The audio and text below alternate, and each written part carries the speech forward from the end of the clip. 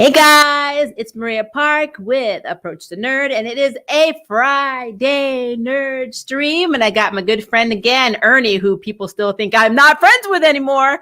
Blerd without fear. Join me for another live stream. What's going on? I think it's funny whenever I do a video with somebody else, they're like, "Where's Blerd?" I'm like, "Wow, were we married? What's going on?" Well, you know, there was that one time that everyone thought that we were. That's true. They're like, true. "Oh man, you guys have such good chemistry. Y'all married?" It's like, no, we're both really good friends and Sagittariuses. Yeah, that is. And Sagittariuses talk a lot, which is why we do what we do. Very true. So we got to do our wonderful news. But before we do, if you have not subscribed to Ernie Blerd Without Fear's channel, please go to his YouTube channel. He does amazing comic book reviews as well as other projects that you will really love. So as I like to say, jump on the bomb and subscribe. So we're going to talk about Gina, I'm going to say it again, Carano, because I don't know how to say this bitch's name. Excuse my French. I don't know. You said it right. You said it right. Okay, Gina Carano. So Mandalorian's Gina Carano is basically being canceled on Twitter for transphobia. Yes. And I want to know, since I know you have an opinion, I need to know what you think about that. I typically don't like cancel culture. I don't think the cancel culture is healthy because cancel culture actually kind of like, what's the best way to put it? Cancel culture actually kind of negates the point of apologizing for anything. Like sincerity, be damned. Because, when someone admits that they've done something wrong, I'm willing to forgive them, at least if they seem like they're making a sincere effort to apologize. But when you cancel somebody, basically what you're saying is, well, I don't care if you apologize. I'm done with you, period. Like there's nothing you can do that'll make me, do business with you ever again, for lack of a better way to put it. In the case of Gina Carano, though, she has been so flippant. And I think that's actually the reason why I have a problem with her, and the reason why I don't mind the idea of canceling Gina Carano in this case, because whenever someone says something to her about some, J.K.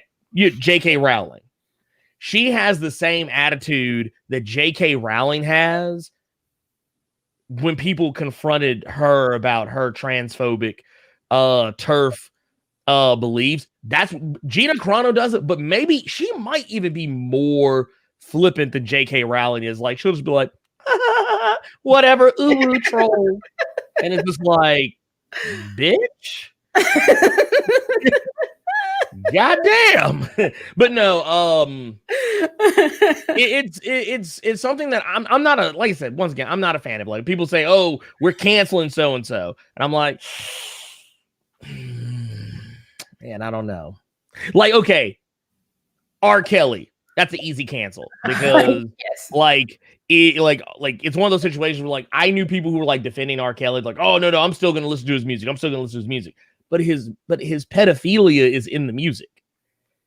Yeah. So so therefore, by proxy, I have to cancel him because I'm not gonna sit here and listen and jam out the songs where I know good and hell well he's singing about banging some 13, 14-year-old girl. I'm not going to do that. I'm sorry. It's just, that's not what's hot in the streets, as far as I'm concerned.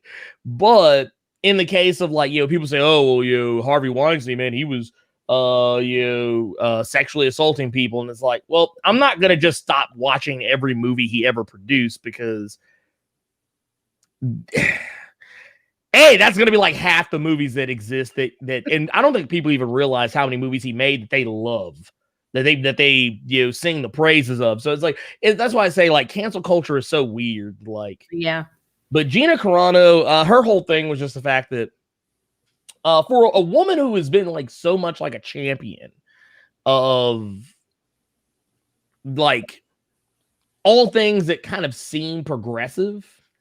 Like she always seems to be like, saying like some borderline progressive shit. And it's just like, oh, dude, she's one of the good ones. And it's like, no, she ain't. not to mention she hangs out with people and talks to people and is cool with people who are problematic figures. And just, I don't know. I'm not a fan. I'm just not. I want to love her. And I probably should have prefaced everything I said with the fact that I used to be a huge fan of Gina Carano. Like, and I'm not even talking about because of The Mandalorian. I was a fan of Gina Carano back when she was doing MMA. Yeah. I was a fan of Gina Carano back when she used to fight for Strike Force, back when she, I think her name was Crush, on the reboot of American Gladiators. That's actually when I first was introduced to her. I liked her in the movie Haywire. I thought she was awesome. And I was like, dude, she's so good. Like, why? I wish she was in more stuff. Was in Haywire, yeah. Yeah, she was a star. She was a star. Yeah. She was the face of the movie. Yeah, even though technically the movie also starred Michael Fassbender. I mean, still she was the main character. Yeah. And when she started getting in like Marvel movies, she got Deadpool. I was like, oh, dude, she's finally getting her respect. She's getting her propers now, man. I'm like, go, let's go. And then she started fucking up. I think I actually the only things I remember her from were UFC. I believe she was UFC, yeah, and having her tongue down Henry Cavill's throat. Yeah, no, I don't know if she ever fought in UFC, but she was in Strike Force. Okay. I think like when UFC bought Strike Force, by the time they did that, I think she had already kind of dipped. Okay. I think she had already kind of dipped out of like she hadn't fought in MMA in forever, like ever and ever. But because I know a lot of people wanted her to be Wonder Woman, like they were upset when Gal Gadot got cast. Yeah, a lot of people wanted her like, and lo and behold, she is the last motherfucker who needs to be playing Wonder Woman. Oh yeah, but she got cast and had this now, that would have been another cancel culture for DCU, and they don't need any more drama on that side of the fence. So yeah, that would be a problem. Well, the other thing that it's not even just the transphobic stuff that she's been like getting called out for. She's been getting called out for her anti-mask stance. She's been getting called out for her COVID truther beliefs. Like, what was it? There was a tweet. Someone found a tweet that she liked. And I think maybe possibly retweeted where basically it was, I think it was someone saying that, oh, I trust these election numbers about as much as I trust the COVID-19 numbers. Oh, okay. So they said the same folks that like I don't know. It's I don't know. It's that's weird. Problematic. That is problematic. As you start talking about that way, she was problematic. She was also liking and retweeting Ben Shapiro, who's like a known piece of trash. Yeah. And because basically what she was saying, she was trying to say that everyone just needs to open their businesses up because because if you get COVID, you're just gonna get it, and we can't we can't live in fear. We can't live in fear, and it's like, bitch, people are dying. Yeah, so instead live in ignorance. Okay, I get you. I'd also use the point that like, oh well, so you mean to tell me that like all those people who were at all these Black Lives Matter protests didn't get COVID, but all these people who went to a White House ceremony did? She was like, I just don't believe it. I think people aren't reporting their cases. Like, and I was like, oh my God. Little dumb bitch, sit down. Let me talk to you for a minute. People in the protests were wearing masks. And technically they were not as near each other as one would think in a protest. No, at the protest, people were actually social. I'd probably say the only time people probably weren't social distancing when the police were beating the fuck out of them. And then the cops got it, then that's on them. Like them. But the people at the White House ceremony, people who were at Trump's little soiree or whatever, most of those motherfuckers did not have masks on. None of them were social distancing. And I think there were multiple people there who were rumored to possibly have COVID even before. Yep. It happened. And look, I don't know. It's I don't know. I hate the bitch now. I hate the bitch. So even though we don't really appreciate cancel culture, Gina can be one of the exceptions to that rule. Cancel her, blog her, whatever you do. Carano her ass out of here. I got you. I'm like, well, now that we know what Gina should be out of the conversation, how about Nadria Tucker? Now, if you don't know who that is, she is a writer for a lot of stuff. She used to write for Sci-Fi Channel's Krypton. Well, she got let go, according to her Twitter post, for Superman and Lois. And it was for calling out sexism and basically racism, anti-Black Lives Matter. She even went on onto her Twitter and said in the series that some personal news, Wednesday, I got the word that my contract on Superman and Lois won't be extended. My services no longer needed. My outline and draft subpar. Obviously, I disagree with that last bit, LOL. This after months of me flagging #MeToo jokes and dialogue, of me defending the Bechdel test, of me fighting to ensure that only Black faces on screens aren't villains, of me pitching stories for female characters. There's one in the title of the series that went ignored.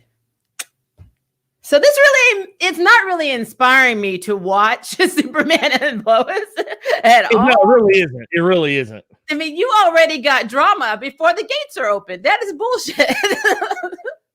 Well, okay. Here's the thing. These motherfuckers have the temerity, the unmitigated gall to be trying to release this show in the middle of Black History Month. And you acting this sus? Yep. No. I just wish you were in the writer's room and pitch meetings with all the CEOs and sponsors and producers and just had like a little chalkboard that just said, this is wrong and this is why. Because I know you don't know. So let me go ahead and show you. This is called Black History Month. This is how you fucked up. You're releasing this show during Black History Month. And you fired one of your writers who happens to be Black over racism and #MeToo. I think we need an intervention. And if we don't have an intervention, maybe we need a new, maybe higher up establishment. Maybe we need to cut some fat from the organizations, like all of you, like out the door. Man, I swear. You can just how pissed she was just from how she wrote that out and then kept posting it on all her social media accounts. She's mad. She's mad. Oh yeah. Well, I mean, I think this is something that's a problem that's indicative of what's wrong with the CW. Which is a lot. There's a lot. No, there's a lot wrong with the CW. There's a lot. I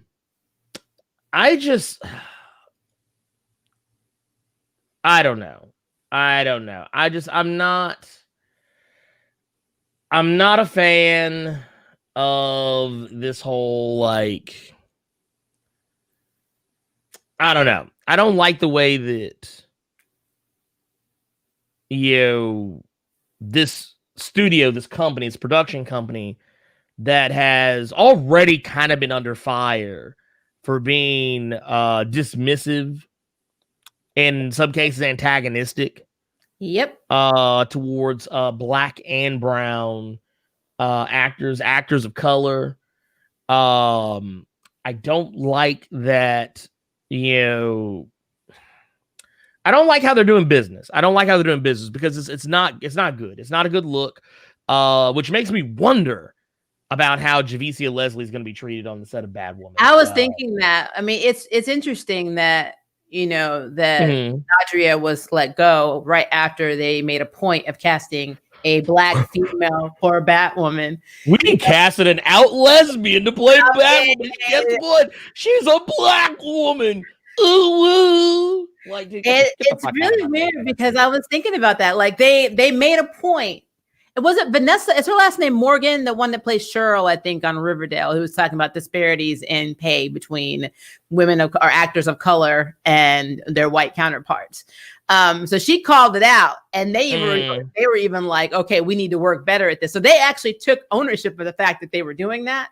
But then you hear Candace Patton, who plays Iris West in The Flash, talking about how she can't even wear her natural curls because she literally had to ask permission for that one episode when they were going on vacation to let her hair down, basically. And I'm like, well, why in the hell? That makes no sense to me whatsoever. They cannot use this whole, oh, well, that's not how Iris had her hair in the comic books. Well, originally, Iris also was not black in the comic books. You chose to make it progressive. We had no problem with that. What's wrong with her having her natural hair? I do not understand that. So whenever I hear this stuff, and then they make a point to kind of spotlight, but we have Javicia Leslie as Batwoman. Oh, so you gave us that so you could do all this other shit. Is basically what you're right. Saying. Yeah, you gave us. Yeah, and you know what? And okay, so John Boyega said something too that I thought was very interesting. Not in regards to this, but just in general, that like studios don't protect their actors. Nope. Like studios don't protect their actors, and that's one of the key things that they're gonna have to start doing. Stop sitting on the sideline and watching as actors are being persecuted, having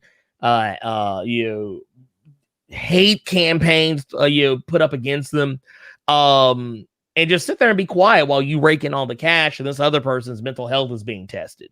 Yep. Just it's not a good look. And I kind of feel like, Candace Patton is the poster child for that. I think the only reason that what's his face was it Hartley Sawyer, the guy that played Elongated Man. The only reason why he got fired is because the showrunner for The Flash right now is black. That's the only reason. Yeah. The only reason. If the showrunner for the show was not black, he would not have been fired. Have a job at all.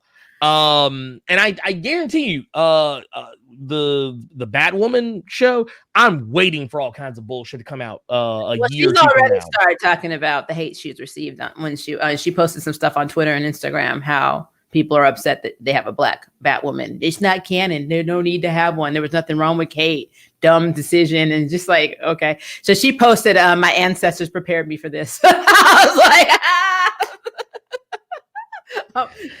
she's I mean, you know what? I'm not trying to what's that guy's name? Was it Toby? The rapper. Basically his mantra is my mantra for the rest of my life. Try Jesus. Don't try me. Because I fight. I ain't scared to lay these hands. Okay. So don't fuck with me. I will fuck you up. That's what I'm trying to tell you. Yeah. I am not I am not my ancestors. I will fuck you up. Okay. Look, let's keep it real here. But yeah, no, it's so I don't know. But I think about 5 years from now, I would be surprised, regardless of what the state of the Batwoman show is by that point, if Javicia Leslie comes out and says, "Yeah, the studio didn't support me on anything. They just paraded me around because I was their token," which makes no sense. Because you know what? Think about it this way. We have Cam, who plays Luke, who's black. We have Chicky Mary, she's Asian. Now we have a black, Batwoman. We have Sophie, who's played by Megan. I forgot Megan's last name, but she's black. The only token they have right now is Rachel. Yeah. I mean, be real. The whole cast, the main cast right now, is minority. Yeah. You got 3 blacks and an Asian. They've never had that kind of spin in CW world. No, really, not for, like, honestly, the only show that could really, like, give them a run for their money is Black Lightning. And Black Lightning has how many black folks? And the one, like they have the token white guy, Gamby. That's it. But you know what? I love Gamby. I love Gamby. I love Gamby because he knows his place. Gamby's like, look. He knows he lives in Freeland. He's like, look, man. He's like, I just came here to get a plate. That's all I'm here for. I just came here to get a plate. I ain't trying to fuck that up. Yep. Well, like, I know Lynn could burn. You're a fool. Well, speaking of Black Lightning, you hear about Painkiller getting he gets a pilot spinoff order, and that's another look. That's another nod towards them firing, Nadria Tucker for racism, for calling out racism. But yeah, and then here you go. You got another spinoff for what are they gonna do with Painkiller? Look, here's my thing. You remember that old Paula Abdul song where she was with the cat? You're her age now. Well, was she the video where she had the animated cat in the video with her? Oh, well, 2 steps forward and 2 steps back. That's what we're doing right now. That's what we're doing right now. The animated cat just showed up. What are they gonna do with Painkiller? I'm trying to, in my mind. Look, I'm not kidding. Died 4 times. He not only did he die, he's trapped in his own damn, like his killer instinct is trapped in his damn head. So I mean, I don't all the characters of all the characters you could have given a spinoff to. You picked. Don't get me wrong. I like the actor. I like the actor. Don't get me wrong. I'm not hating on the actor. I want him to get his coins too.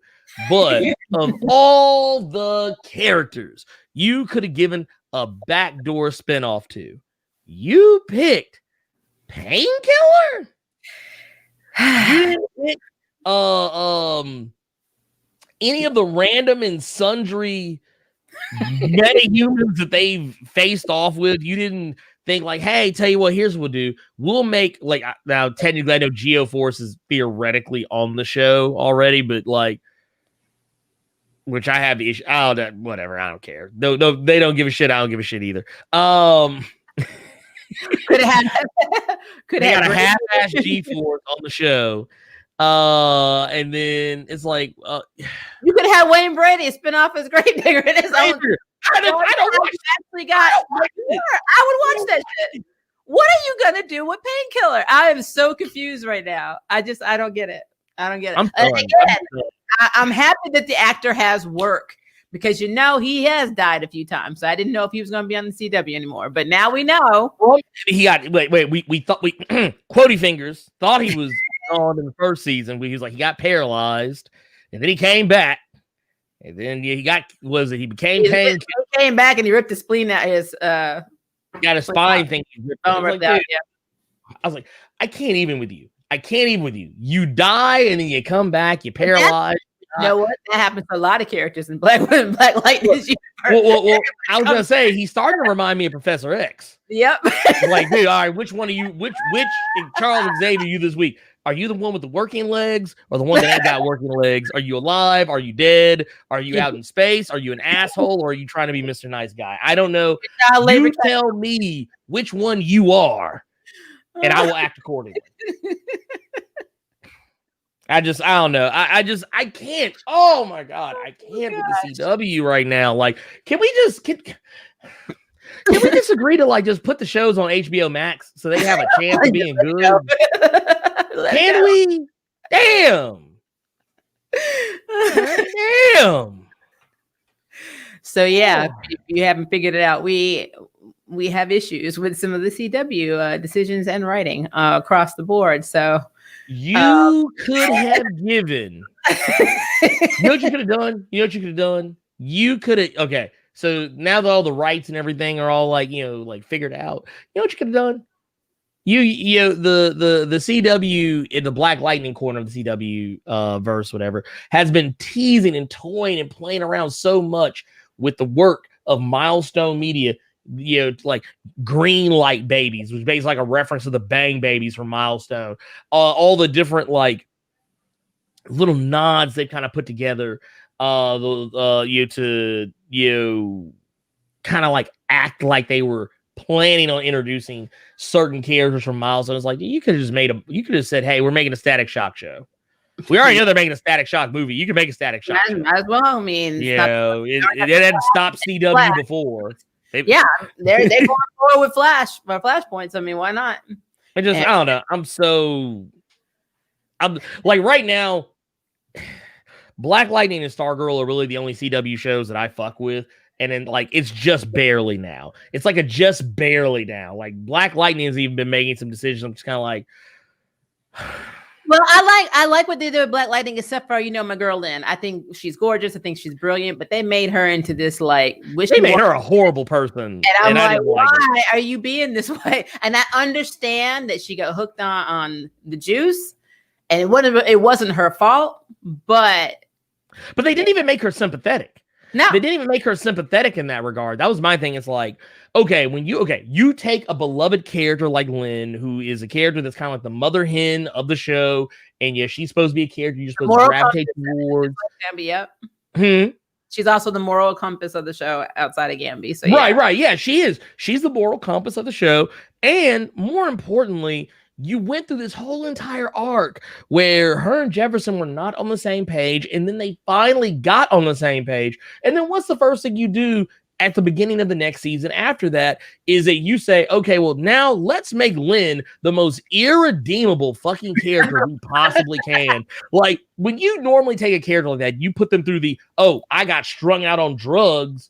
Like, okay, this is what I call getting Jesse Spano'd. This is getting Jesse Spano'd. Like, you remember Jesse Spano from Saved by the Bell? Yeah, she was Elizabeth Berkley. Sleeping pills or Adderall or something like that. Yeah, it was like speed or whatever. And she's like, I'm so excited. I'm a man. Like, at least they made her sympathetic. Like, she was acting crazy. She was acting out, doing crazy shit. And she was just like taking no-dos is basically what she was taking. And it's just like, you made her sympathetic in that she couldn't control it. Like, it got away from her. And it did the same thing with Lynn. But the thing is, at least, even though it was like it was one episode, it was the one Say No to Drugs special and like a litany of other TV show episodes.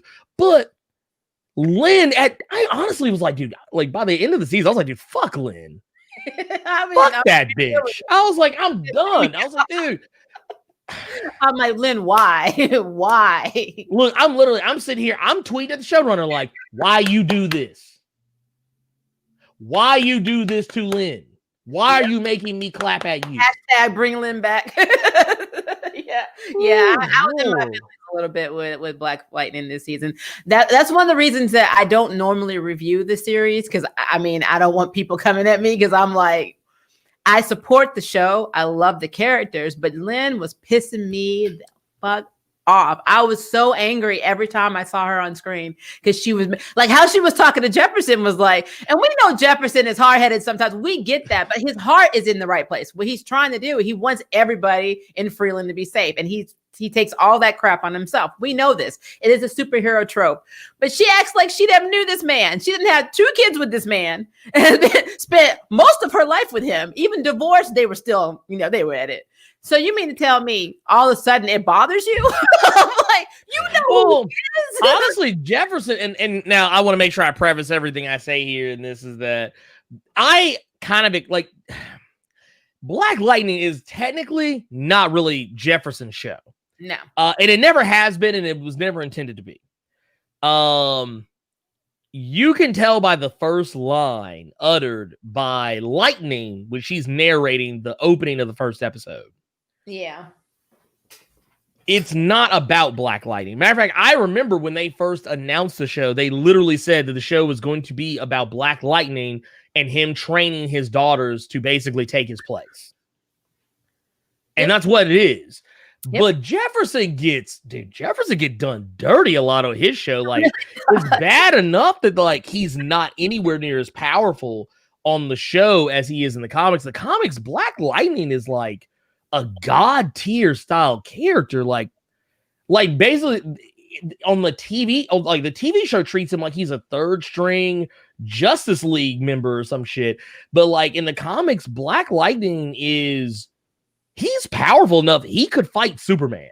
Like, he could fight Superman and probably whip that ass if he really applied himself.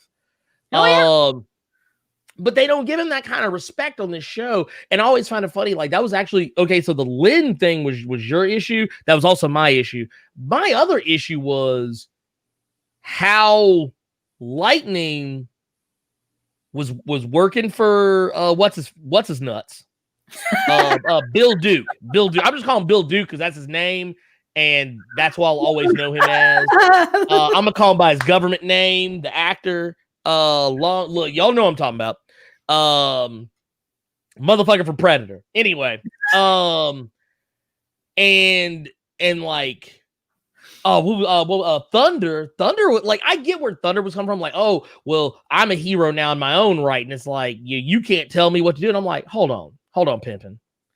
First off, you out here making not pimp decisions. you making reckless decisions, and you want me to co-sign for you? No, I'm not gonna do that. Like, as a father, I was just like, nah. If I was Jefferson, I'd been beating both these little heifers' asses. I'd have been like, no, you do not. Yeah, like, I mean, bitch, you. And you're probably talking about Odell is who you're talking about. Odell. Yeah. But I'm gonna call him Bill Duke because that's his name. He's earned that. He didn't take that L from the Predator to be known as Odell. You're not wrong. You're not wrong. I get it. I mean, Odell was doing some shit. We know. Like, he's the reason that Lynn's even hooked on the green. I mean, he put that stuff on her. I think it was her tablet or something. He laced it. So she got. Or it was her wine. I think it was her wine because he knew she drank. Yeah, he knew she drank. So, but yeah. Also, he poisoned the kid.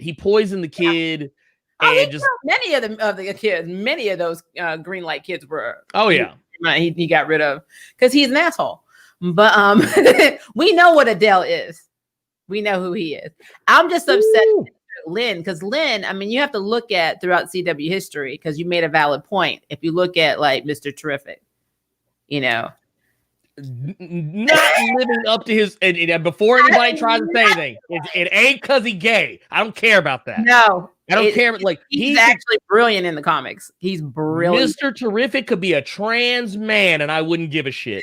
The thing is, there is no universe in existence where Mr. Terrific is a subordinate of the Green fucking Arrow. There is not an Earth on pre-crisis,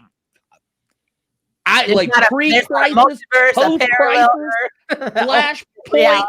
New 52 Rebirth. I don't give a fuck. There's not a single Earth where Mr. Terrific is like, yes, Ollie, what do we do next? Fuck that. Yep. Fuck that.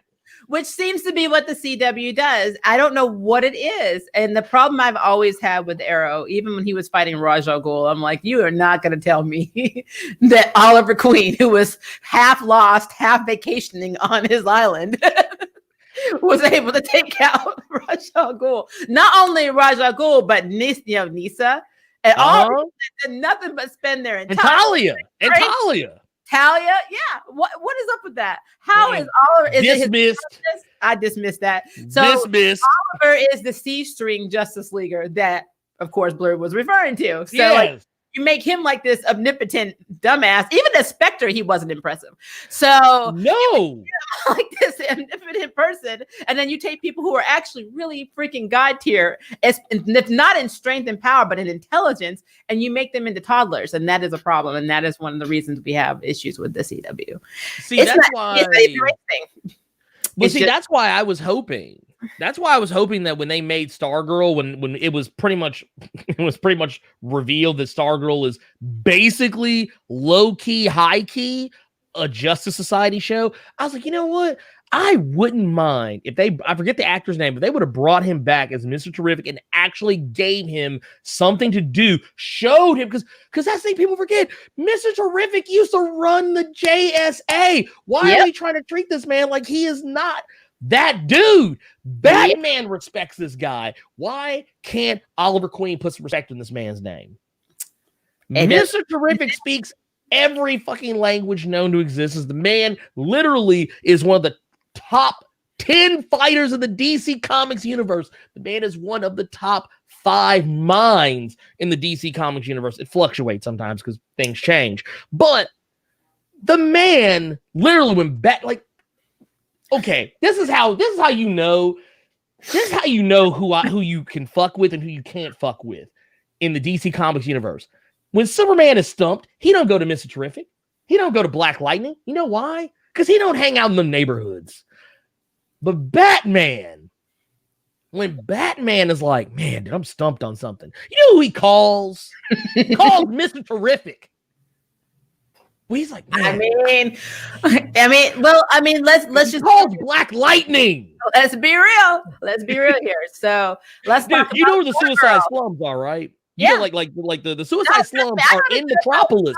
Yeah. Superman ain't hanging out in the Of course he's not. That's like coming down here to Memphis. You know not to go to Orange Mound. Come on. Yeah. Let's be real. We know where to look. Even though I'm half black, I know I'm not driving my ass to Orange Mound because I'm not coming back. Because you know areas of your So Superman was like, not today. Nope. Meanwhile, Batman like, well, I'm done hanging out in Gotham. You know what? He don't even go to Bloodhaven. He said, no, I'm gonna go to Suicide Slum. I'm gonna go see what Black Lightning is doing. Let's see what's up. Because the thing is, even in the Black Lightning comics, Batman would come to would come to the Suicide Slums, and hang out. And it just, I don't know. I got this. I don't know. Yeah, CW is not okay with me. Well, I was gonna point out they also did the same thing in Stargirl. The only way they're getting away with it is because they de-aged the characters. But if you look at Elizabeth, she was Dr. Elizabeth Chapel in the comics. You know, Charles McNider would go to her, and this is back when minorities weren't really valued in comics, and he would go to her for her opinion on surgery, even though he was a higher level than her in hospital. He had seniority. He would go to her because she was a prodigy. She was brilliant. She literally lost her eyesight trying to save a patient on the ward, but they got little Beth cowering in the corner. I can't do anything without Chuck. Yes, you can, girl. But girl, if you don't take them goggles off and start whipping some ass, Lord. Well, that's why I'm scared.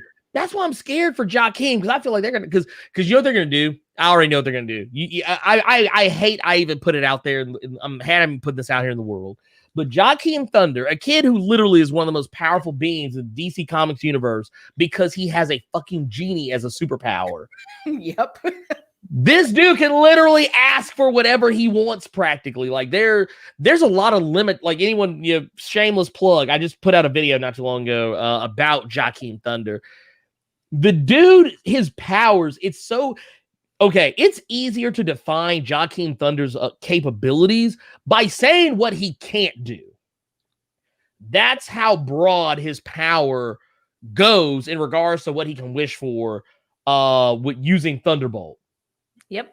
And like they're gonna put this motherfucker on the show, and we already know Thunderbolt has a voice actor, so there's no reason to have Thunderbolt talk if somebody's not using him. So yeah, and they did name drop Jakeem in season 1. He was coming over to hang out with Mike. I guess they go to school together. So yep. He's already in Blue Valley. He's already there, which is already a departure from the comics because he's not from Blue Valley. No, he's not. But to be fair, neither were any of the others except for Courtney. So it's it's basically what they did is they de-aged, and I get why they did it because it would be kind of problematic to have Stargirl hanging out with all of these adults.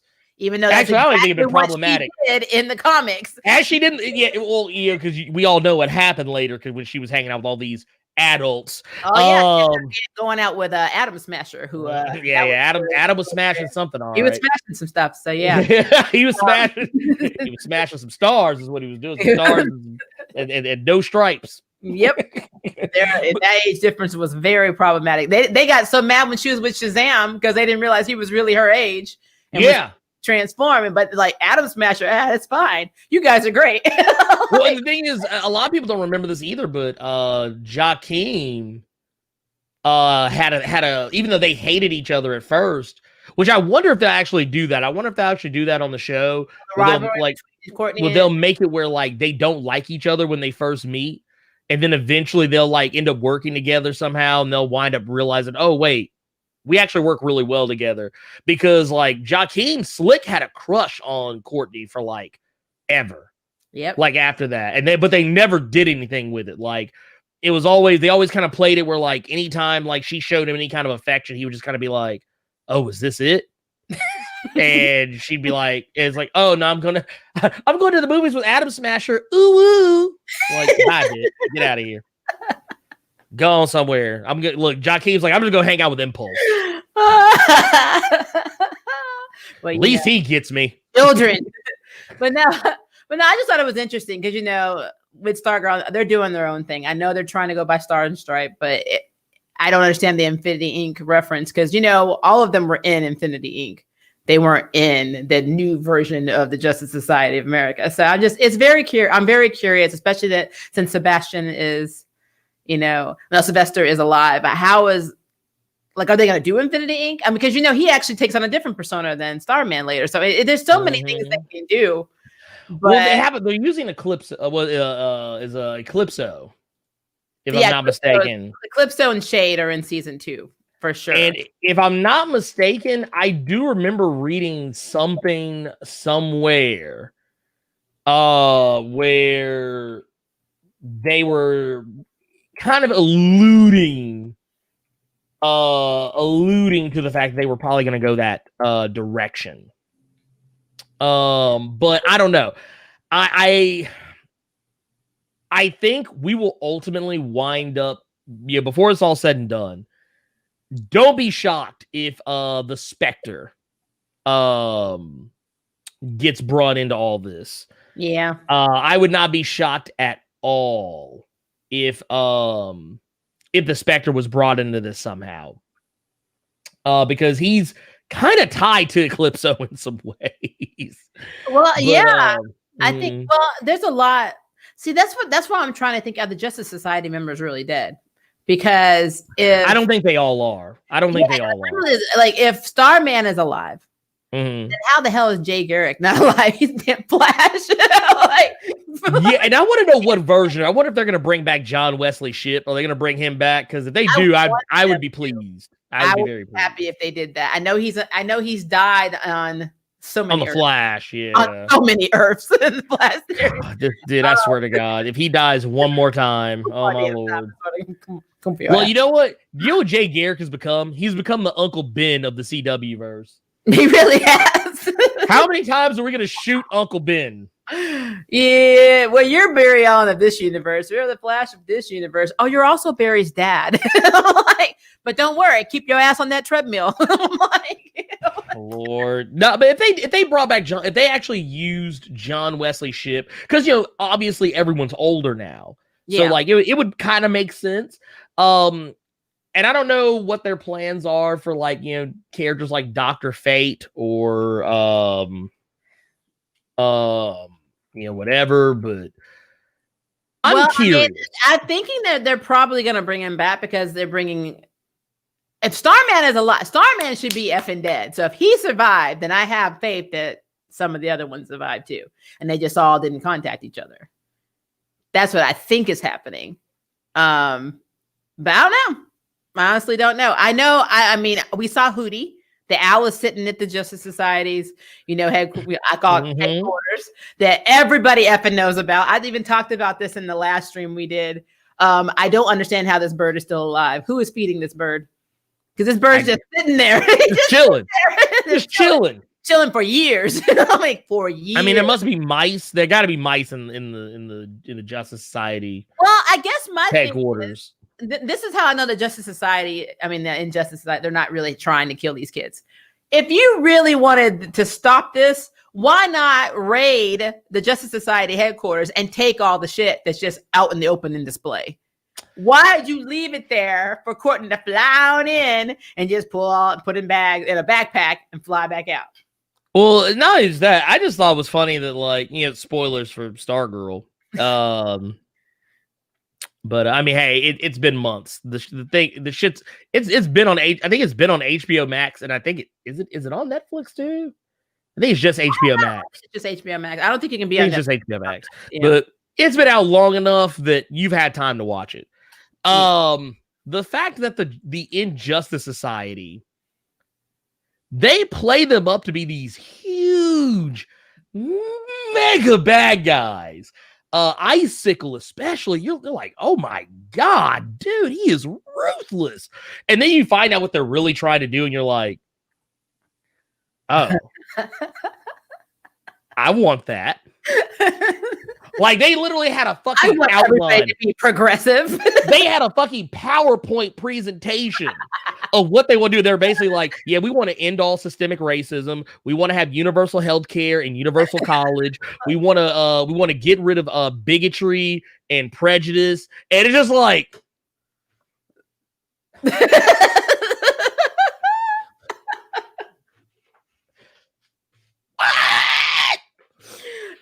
what the hell are we fighting for? We want the same thing.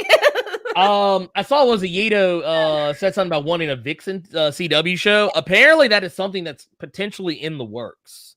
Yeah, they've been about developing it. Yeah, they've been actually. I think it's been rumored as to whether it will be on either CW or HBO Max, but it is something they are actively looking at. So and I've actually said this for a while too. I think Vixen should have had their own show long before Batwoman, Supergirl,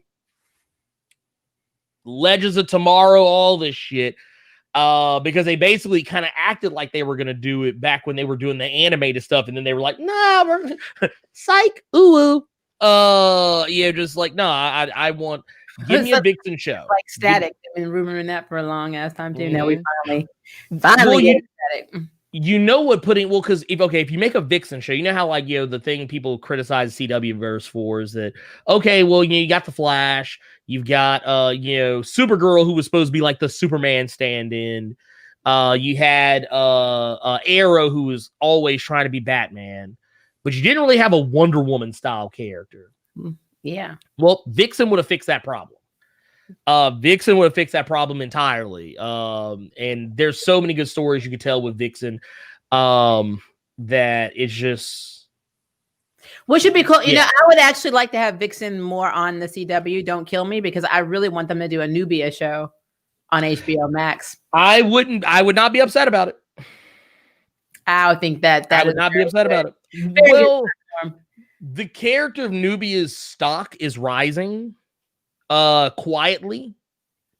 And quietly, but she's getting there. I think she's in the new. She's in DC Future State. She is in Future State. But she has been in the comics. She's been in the Wonder Woman comics. I think that this is how I could tell who is and is not reading Wonder Woman. Because people will be like, man, they haven't put Nubia in a comic in 20 years, and I'm like, nah, bro. She been in the Wonder Woman comics. You just didn't know who you were looking at. She been there. She ain't wearing that silver plated armor like she used to. I said she looks like an actual African woman now. Is the case. She doesn't leave Themyscira really because she has no interest in the world of men, which is kind of why the DC Future State storyline is such a big deal, because that's exactly what she's doing. And of course, Nubia has her own, like they have I think it's LL McKinney that's writing the Nubia comic that's coming out this coming year, Nubia Real One, which is supposed to be about Nubia growing up. And like it's kind of a spit. It's an alternate universe, I think. And then it's like an alternate universe type deal. Like, I think it's DC. I think it's going to be under DC Young Animal. It might be. I don't think it won't be Black Label for sure, but DC Young Animal, I believe, is what it's going to be under. And she's like a teenager, kind of like she has powers already, and she's already different from everybody. She's already like towering over her friends. It's like an Amazon, and and she's trying to learn how to cope with using her powers while also trying to deal with the normal shit that black and brown women have to deal with on a day-to-day basis. Yeah, and I'm really hoping Netflix doesn't say, "Ooh, let's make a series out of that," because I will reach my virtual hand and smack the shit out of them. You don't understand? Yeah, no, I have a virtual like bitch slap, and I will do it. I reserve it for real stupidity, but that will be on top of my tier. They will have virtual business. I will do it. Oh yeah, I will definitely say too. If if the rumors are anything to behold, a lot. DC is aware. I think DC is aware that there is black viewership, and they are in their own weird, twisted way trying to address that. They just don't do it as fast as we would probably like. Yeah. Which is both good and bad. Because especially right now, because we're in the middle of a pandemic. So things are going to move slower anyway. But they have been like what was it? They announced the other day that they're going to have a black female lead on the Green Lantern show. And a lot of folks got excited because they thought it was going to be Joe Mullen. Yeah. Who is the protagonist of Far Sector, but then they came out and said, "Nah, it's gonna be a whole new character," which sucks because I think that Joe is ready. But yeah, she's in future state though. Yeah, she's in future state, so her stock is gonna rise, and then eventually maybe she will wind up. But let's be real, we're still waiting on Jon Stewart. So I mean, let's be real here. I mean, in all fairness, the Green Lantern show should have been a Jon Stewart show. And that's also why that upsets me. I'm tired of Hal is boring. Look, Hal, no, I'm tired of him. I mean, there's Jessica Cruz is better than Hal to me. So I'm gonna say a controversial statement. No, it's not controversial. Fuck it, I don't give a shit. So. A lot of superheroes that were created back in the 60s, the 70s, maybe even the 50s and the 40s, a lot of them were white savior characters. Let's just be honest with ourselves. I'm only saying this now because I'm working on a video for Dr. Fate, and one of the things spoiler alert for that video, but one of the things I actually say in that video is because y'all, those of you who follow me, that I like to do fan castings when I do these character breakdowns, and one of the things I say in that video is that I don't think Dr. Fate, especially a modern day Dr. Fate, if you want to do Dr. Fate like the one that's in Black Adam, that's going to be the Black Adam movie, fine. He could be white. But I think a modern day Dr. Fate should not be white. And mostly because Dr. Fate ain't white now. He's Muslim. Yep. Was it Khalid Nassour, I believe it. Well, I think someone else is. I think Dr. Fate right now. Names is not going to help you, Ernie. No.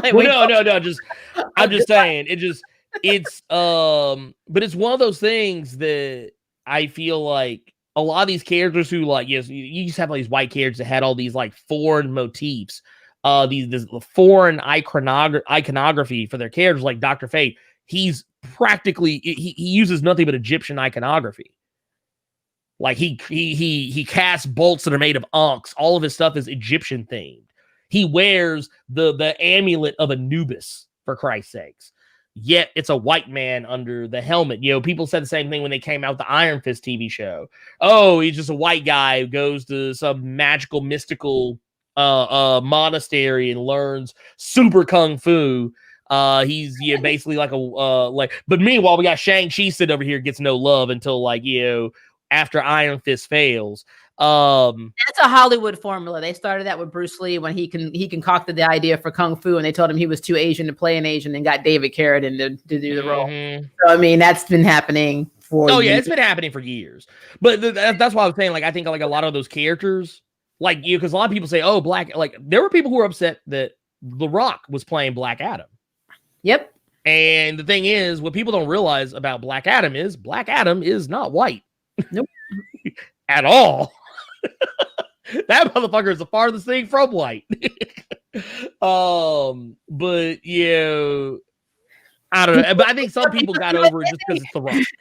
Yeah. They're like, oh, it's The Rock. It's whatever. Yeah. Which is stupid, but yeah. So now I'm going to talk about a white man talking about a white character. So Zack Snyder was brainstorming, and he was like, I really would like to see a love story in my universe between Batman and Catwoman. And he wanted Carla Gugino. And if you don't know who that is, she was in the House on Haunted Hill, and then the Haunting at Bly Manor on Netflix. She's been in a few other things too.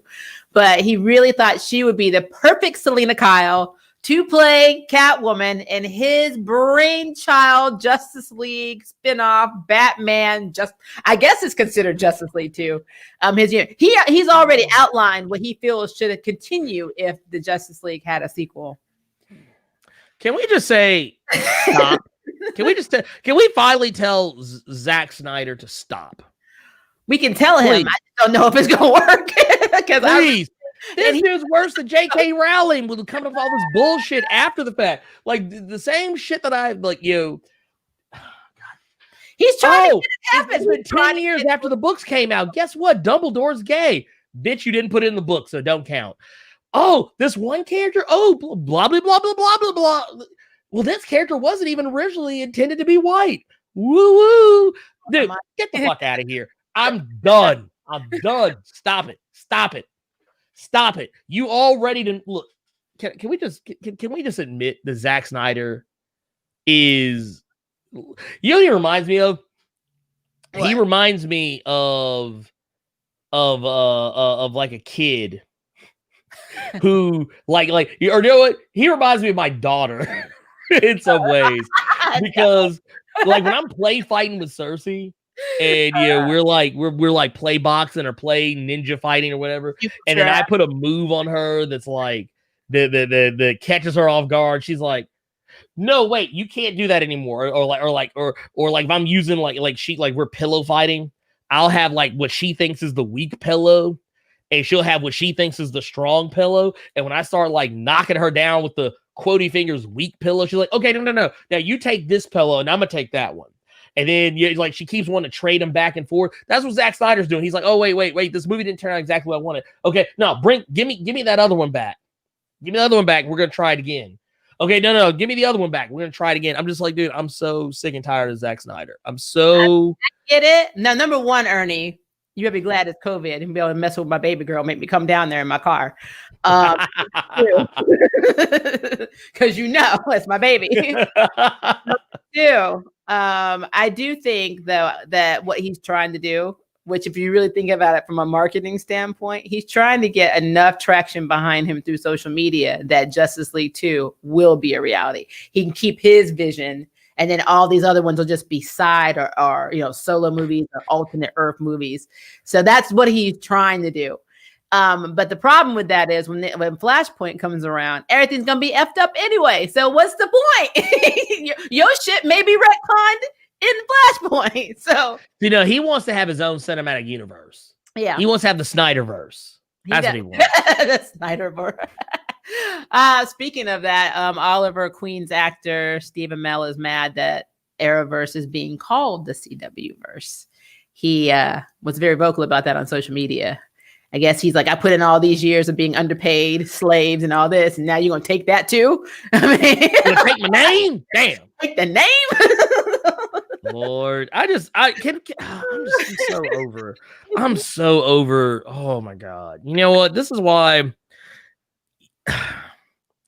it makes it very difficult for me to defend any decisions that are made by Warner Brothers and DC Comics. Yeah. It makes it impossible for me to defend them on anything because it's like they're always doing dumb shit. They're always doing dumb shit. I mean, you're not wrong.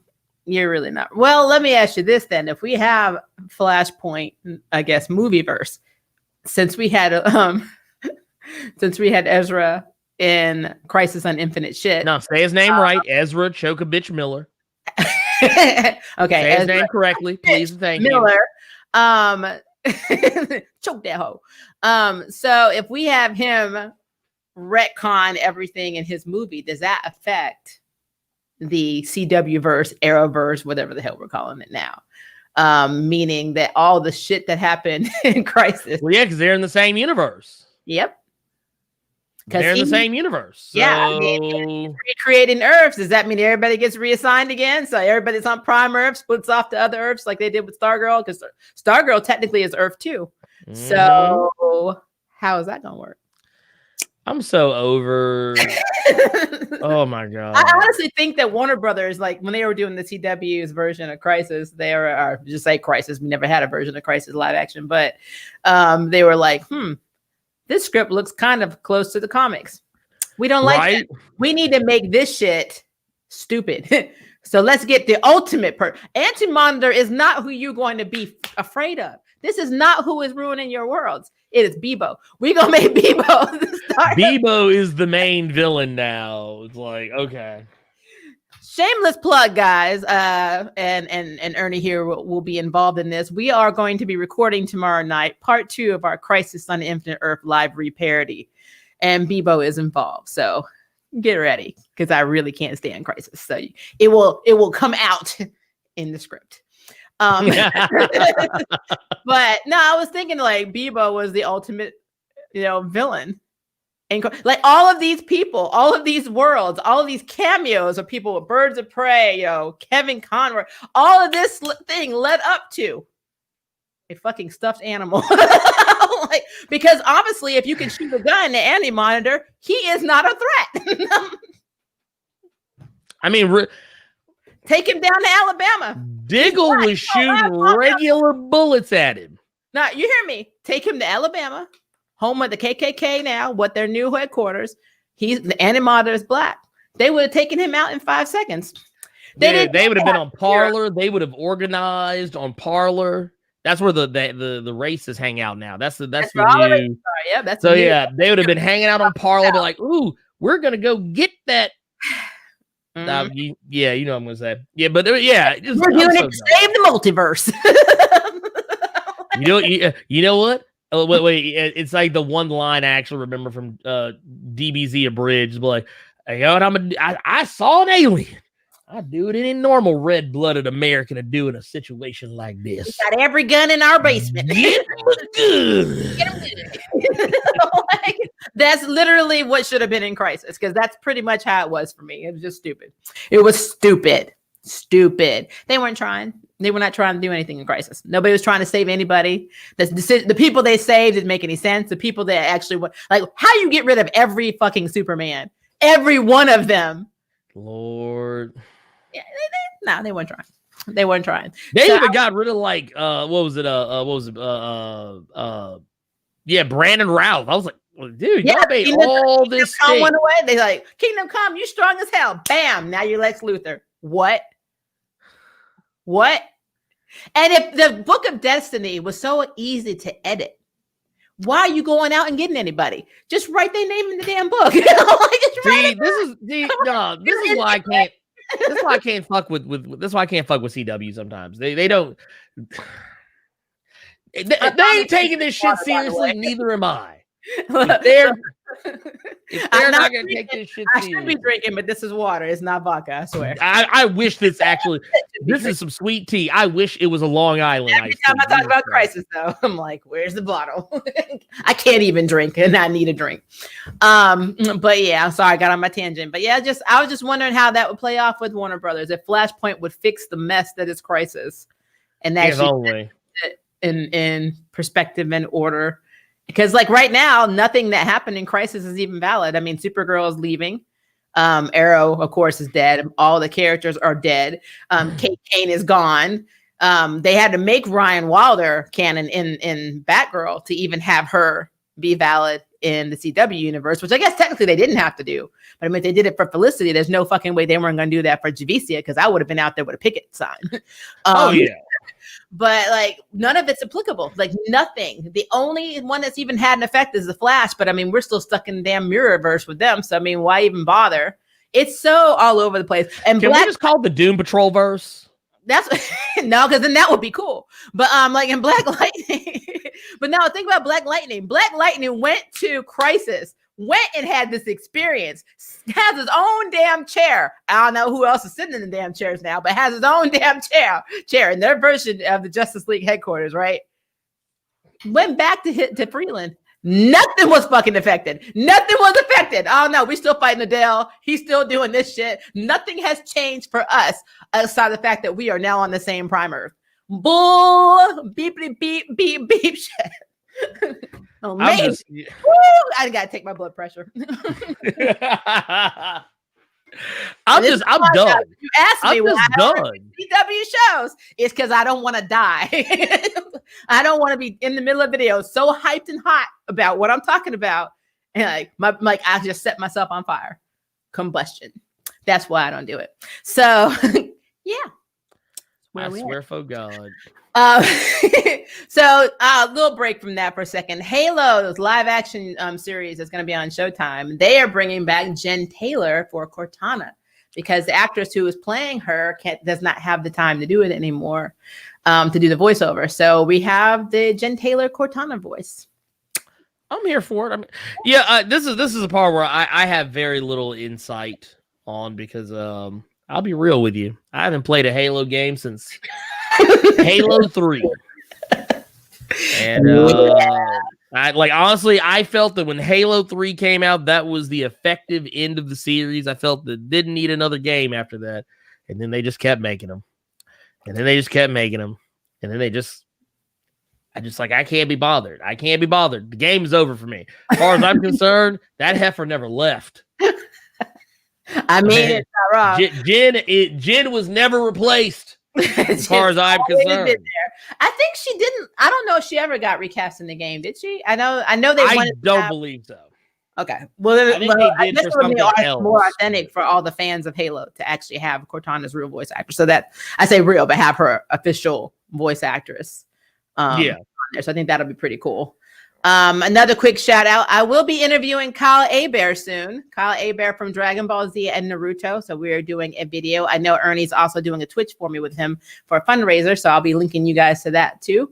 But yeah, we're going to be talking about Dragon Ball Z, Naruto. He was in Bleach, all of these shows. He's also the official Ryu voice from Street Fighter. So we will be hanging out because I've known him for years and just throw him on my channel. So you guys have somebody else to look at, besides me normally. So, it's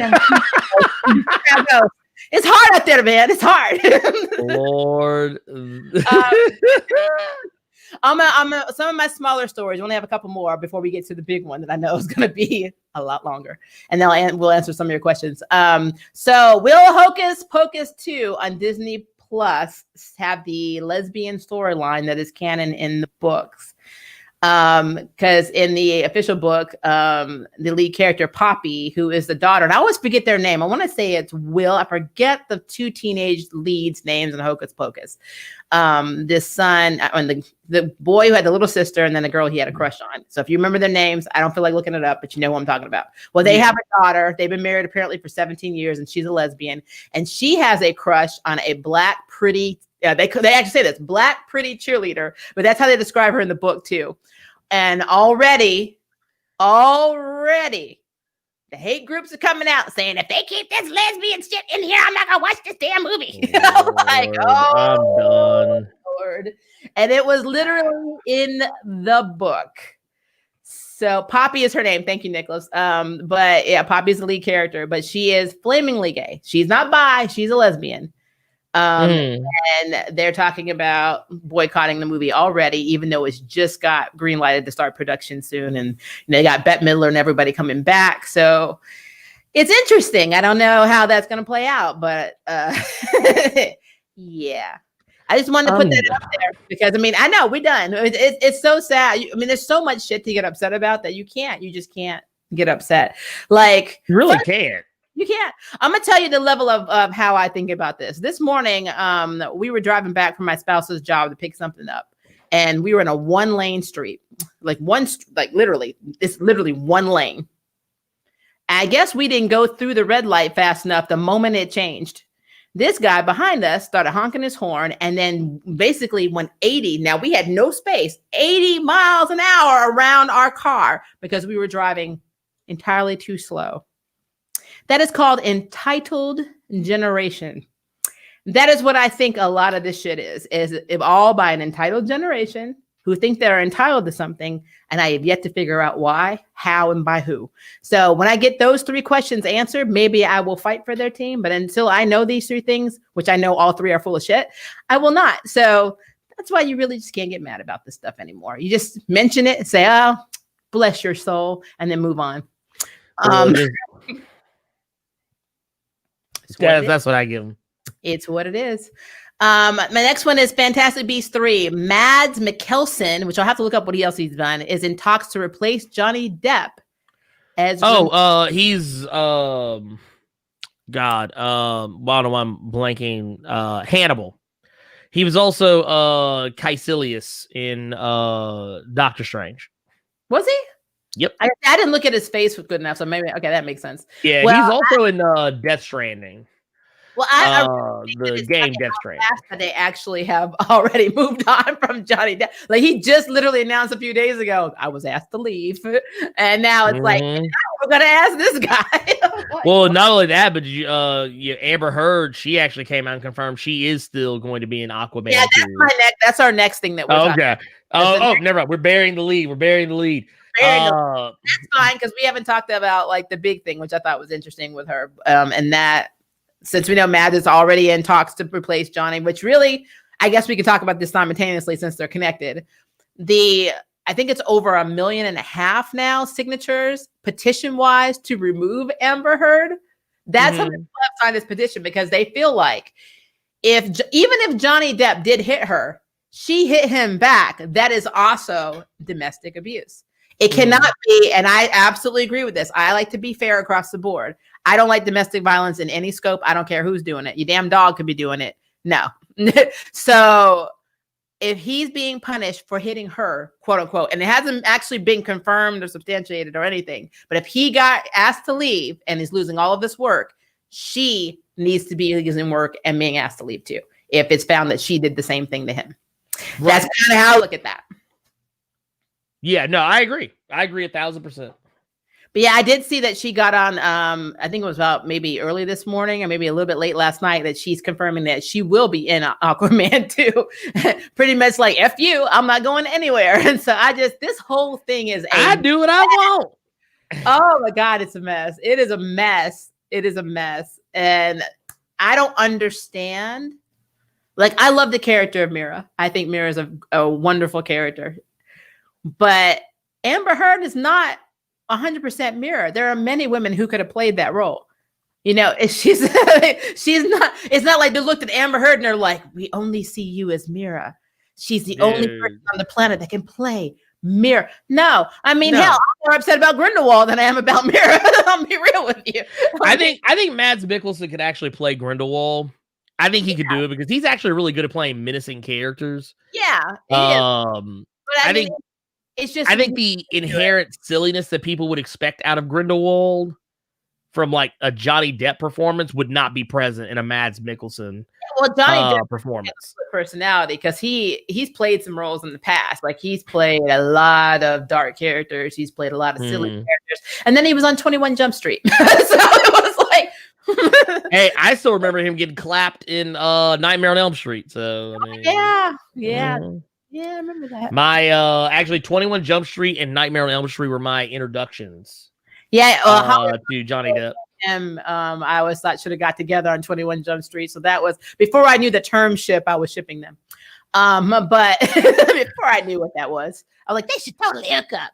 But I was young. Leave me alone. But I just think it's interesting that Amber is not facing the same amount of scrutiny and loss that Johnny Depp has. If she did, I mean, if this was now again, I don't think a man should hit a woman. I don't think a woman should hit a man. I think you should keep your hands to yourself. If you're in a relationship that has that much toxicity in it, then the thing that you do is you leave, you get divorced, you get away from each other. You don't beat the hell out of each other. That's not what you do. So no, neither of them get a pass if that is what happens. We weren't there. We don't actually know who hit who.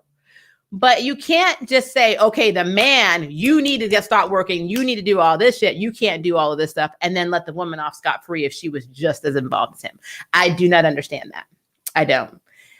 So that plays into a lot of the cancel culture that we don't like, because that is exactly what that is. It is actually a discriminatory practice within cancel culture. You can't just cancel the guy and let the woman free if she's just as involved. Well, it's because people trivialize spousal abuse when it comes from a woman because they're like, oh, well, you're a man, you can take it. And it's like, but I mean, that's assuming that a woman's hitting a man with her bare fist. And that's one of those situations where I say there are lots of instances where a woman can hit as hard as a man. Oh yeah. And even if it doesn't hurt you like physically, it's not to say that you're not suffering some like psychological or emotional damage because someone who you care about is trying to hurt you. Yeah, there are women can emotionally abuse you, you know, and it gets downplayed in men because like, oh, yeah, you're a man, you're supposed to just take it. And it's like, nah, Because even growing up as a kid, my mom used to teach me the same thing. She's like, don't ever let anybody put their hands on you. She said, I don't care if they're a man or a woman. She said, if a woman's trying to fight you, fight her ass back. That's what my mom used to teach me. And she was like, because if someone's trying to hurt you and do you bodily harm, you know, you can't, like, you don't allow yourself to be a punching bag for it. Yeah. I mean, it's hard to say that, especially in society, especially as a minority. Because, you know, I'm the product of an interracial marriage. My father's Black, my mother is white. My dad was Black and Native, and that's even crazier. And both of those cultures are not very well treated in this country. So if he had tried to hit my white mother, especially since they were married back in the 70s, that would not have gone down very well. And we live in the South. Ernie's also married to a wonderful, beautiful white woman. And if he, in today's society, even now, if she were to hit him and he would have hit her back, Ernie would have been the one under the bus. And that's just how it is. That's how it is. Yeah, no, straight up. Interesting about this scenario is Johnny Depp is not Black. So it's like that, the whole thing about him hitting her and her hitting him and him suffering and her not really going through it outside of being crucified on Twitter and by fans is very strange, because at least in that point it's a trial. You know, you just get a trial before you're hung. He's not even getting that. They're like, no. It's a witch hunt. It is or one of my favorite terms is kangaroo court. Yep. It's kangaroo court. You've already jumped to your conclusion before you've heard any evidence.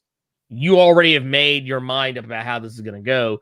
Nothing that Johnny Depp can say or do, no matter, he could literally have video documentation of every second, of every minute, of every hour, of every day, of every week, of every month, of every year, of their time together as a couple, documenting how awful she was to him and how she abused him.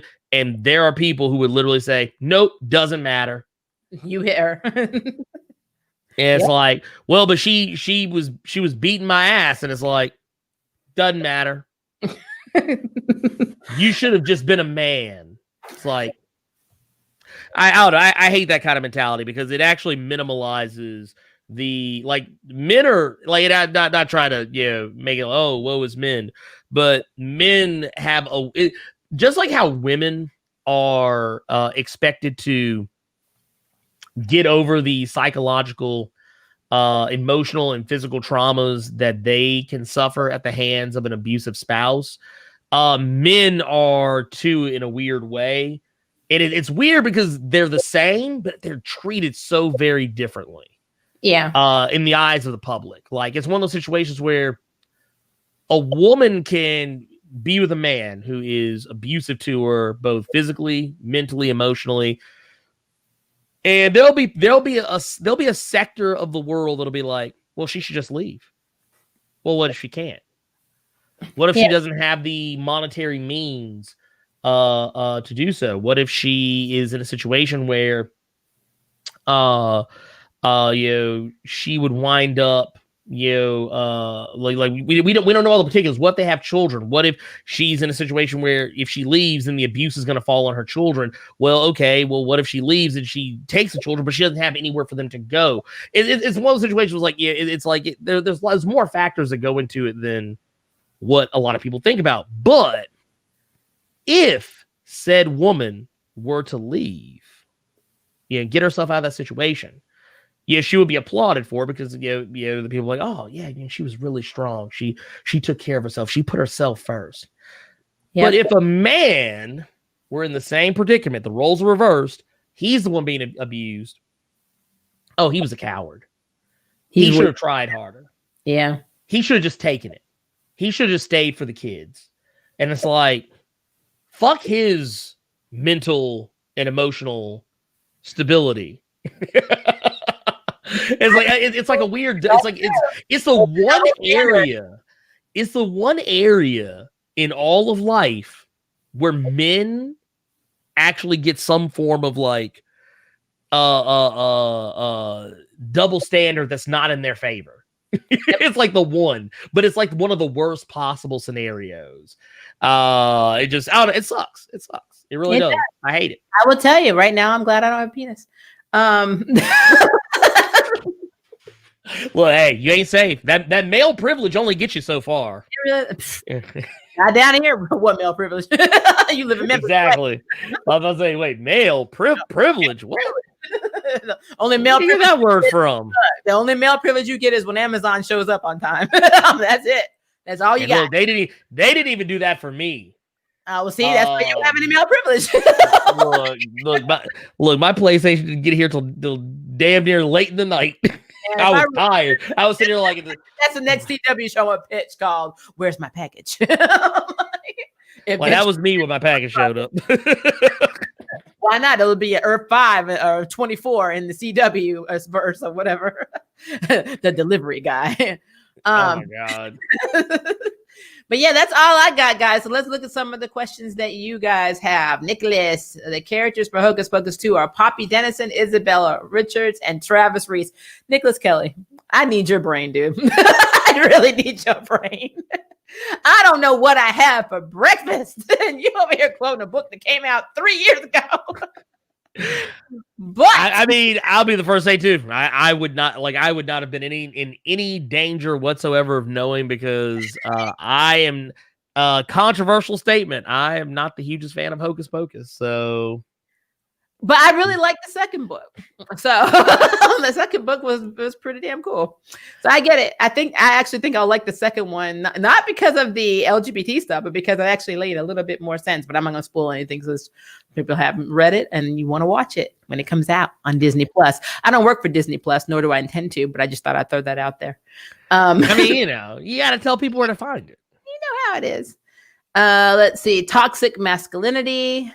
I think you're one up a little bit. There's never an easy solution, and hardly is there full profit from any solution as well. True.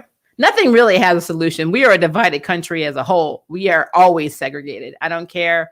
Even though segregation ended a long time ago, it did not. It only ended. It's actually still prevalent in some parts of the country. Hell, it's prevalent even in major cities. Even in major cities. I mean, we are predominantly Black city, and I can tell you how many times I'll go to restaurants and I'll have Black people sitting on one side, I'll have white people sitting on the other side. Mm-hmm. They want nothing to do with each other. So yeah, it's been a problem for a very long time. And we live in a city where we see a lot of Asian Americans, but only when there's a convention. Or like I don't know where the Asian population goes. It's kind of like Native Americans. Like, I never really know.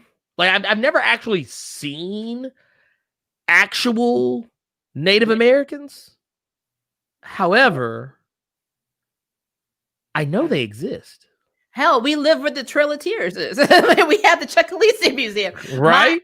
My grandfather is Apache. I'd never seen him either.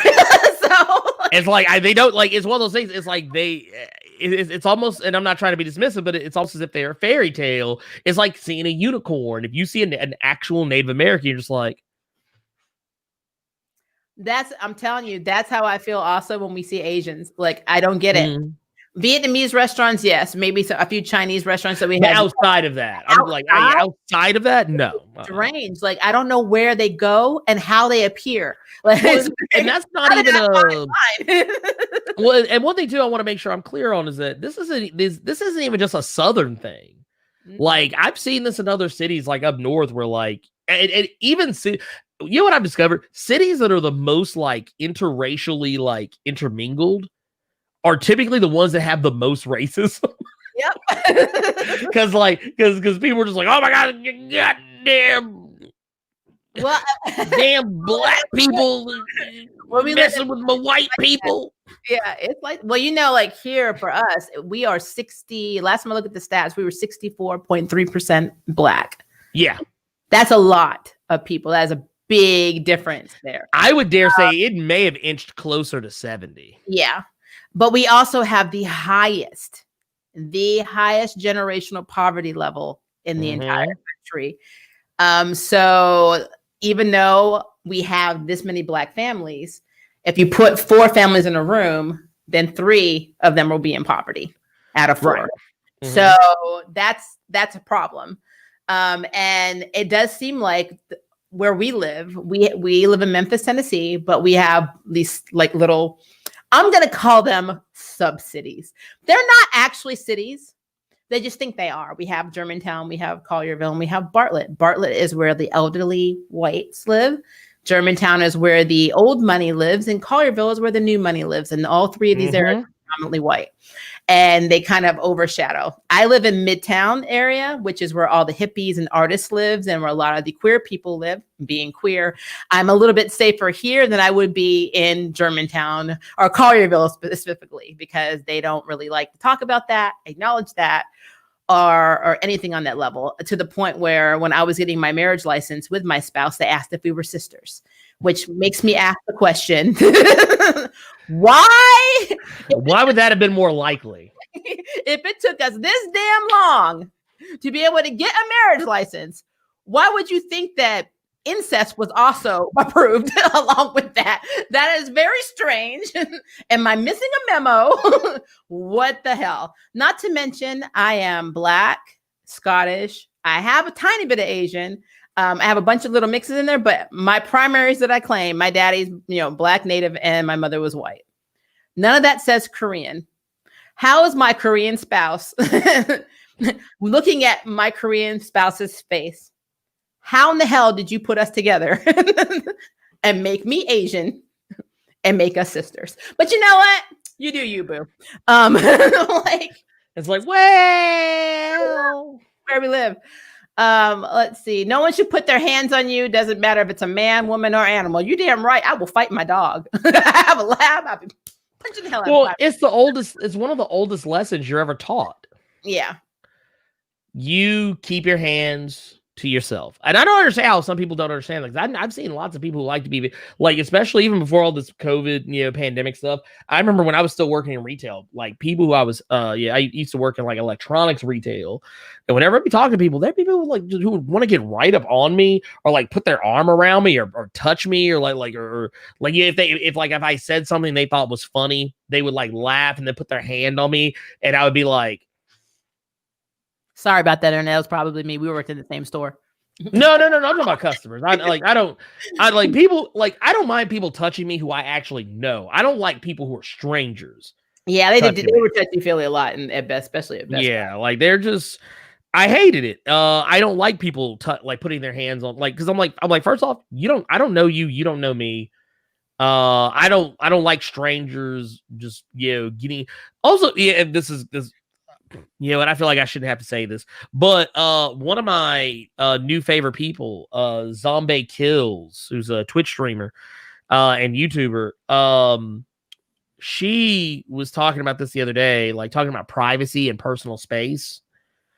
And I felt like you never should have to tell anybody this, but like, I feel the same way about people touching me as I do about random people I don't know who follow me on YouTube, adding me on Facebook. Don't do that.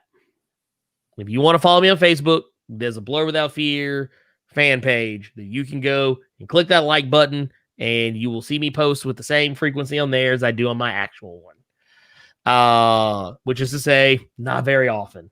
My Facebook page is my personal page. It's where I like to talk to my friends freely and openly and have some time away from YouTube. And being a personality. It's where I get to be a person. And yeah, I don't like it. And people do it all the time. I have a rule. If we ain't got no mutuals, I don't add you. So yeah, felt that just kind of had to be thrown in there. But yeah, I don't like people touching me. I don't like people invading my personal or private spaces. I don't like people inviting themselves into my privacy.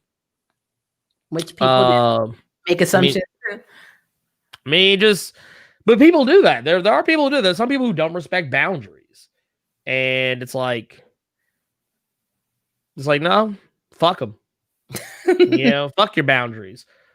Fuck you wanting to have a moment. That, like, I like, not saying it's on the same level, but I get why some celebrities don't like talking to their, quotey fingers followers sometimes, like, out in public. Like you hear what was it, Dave Chappelle did a bit one time talking about how, like, people were coming up to him and saying, Rick James, bitch, and, like, he was like, dude, my kids are right here. Cool. Stuff like that. So yeah, I get it. I totally get it, because sometimes you just want to be a person. You just want to take a break. You want to take a breather, and you don't want people, like, all up in your face meat and your grill.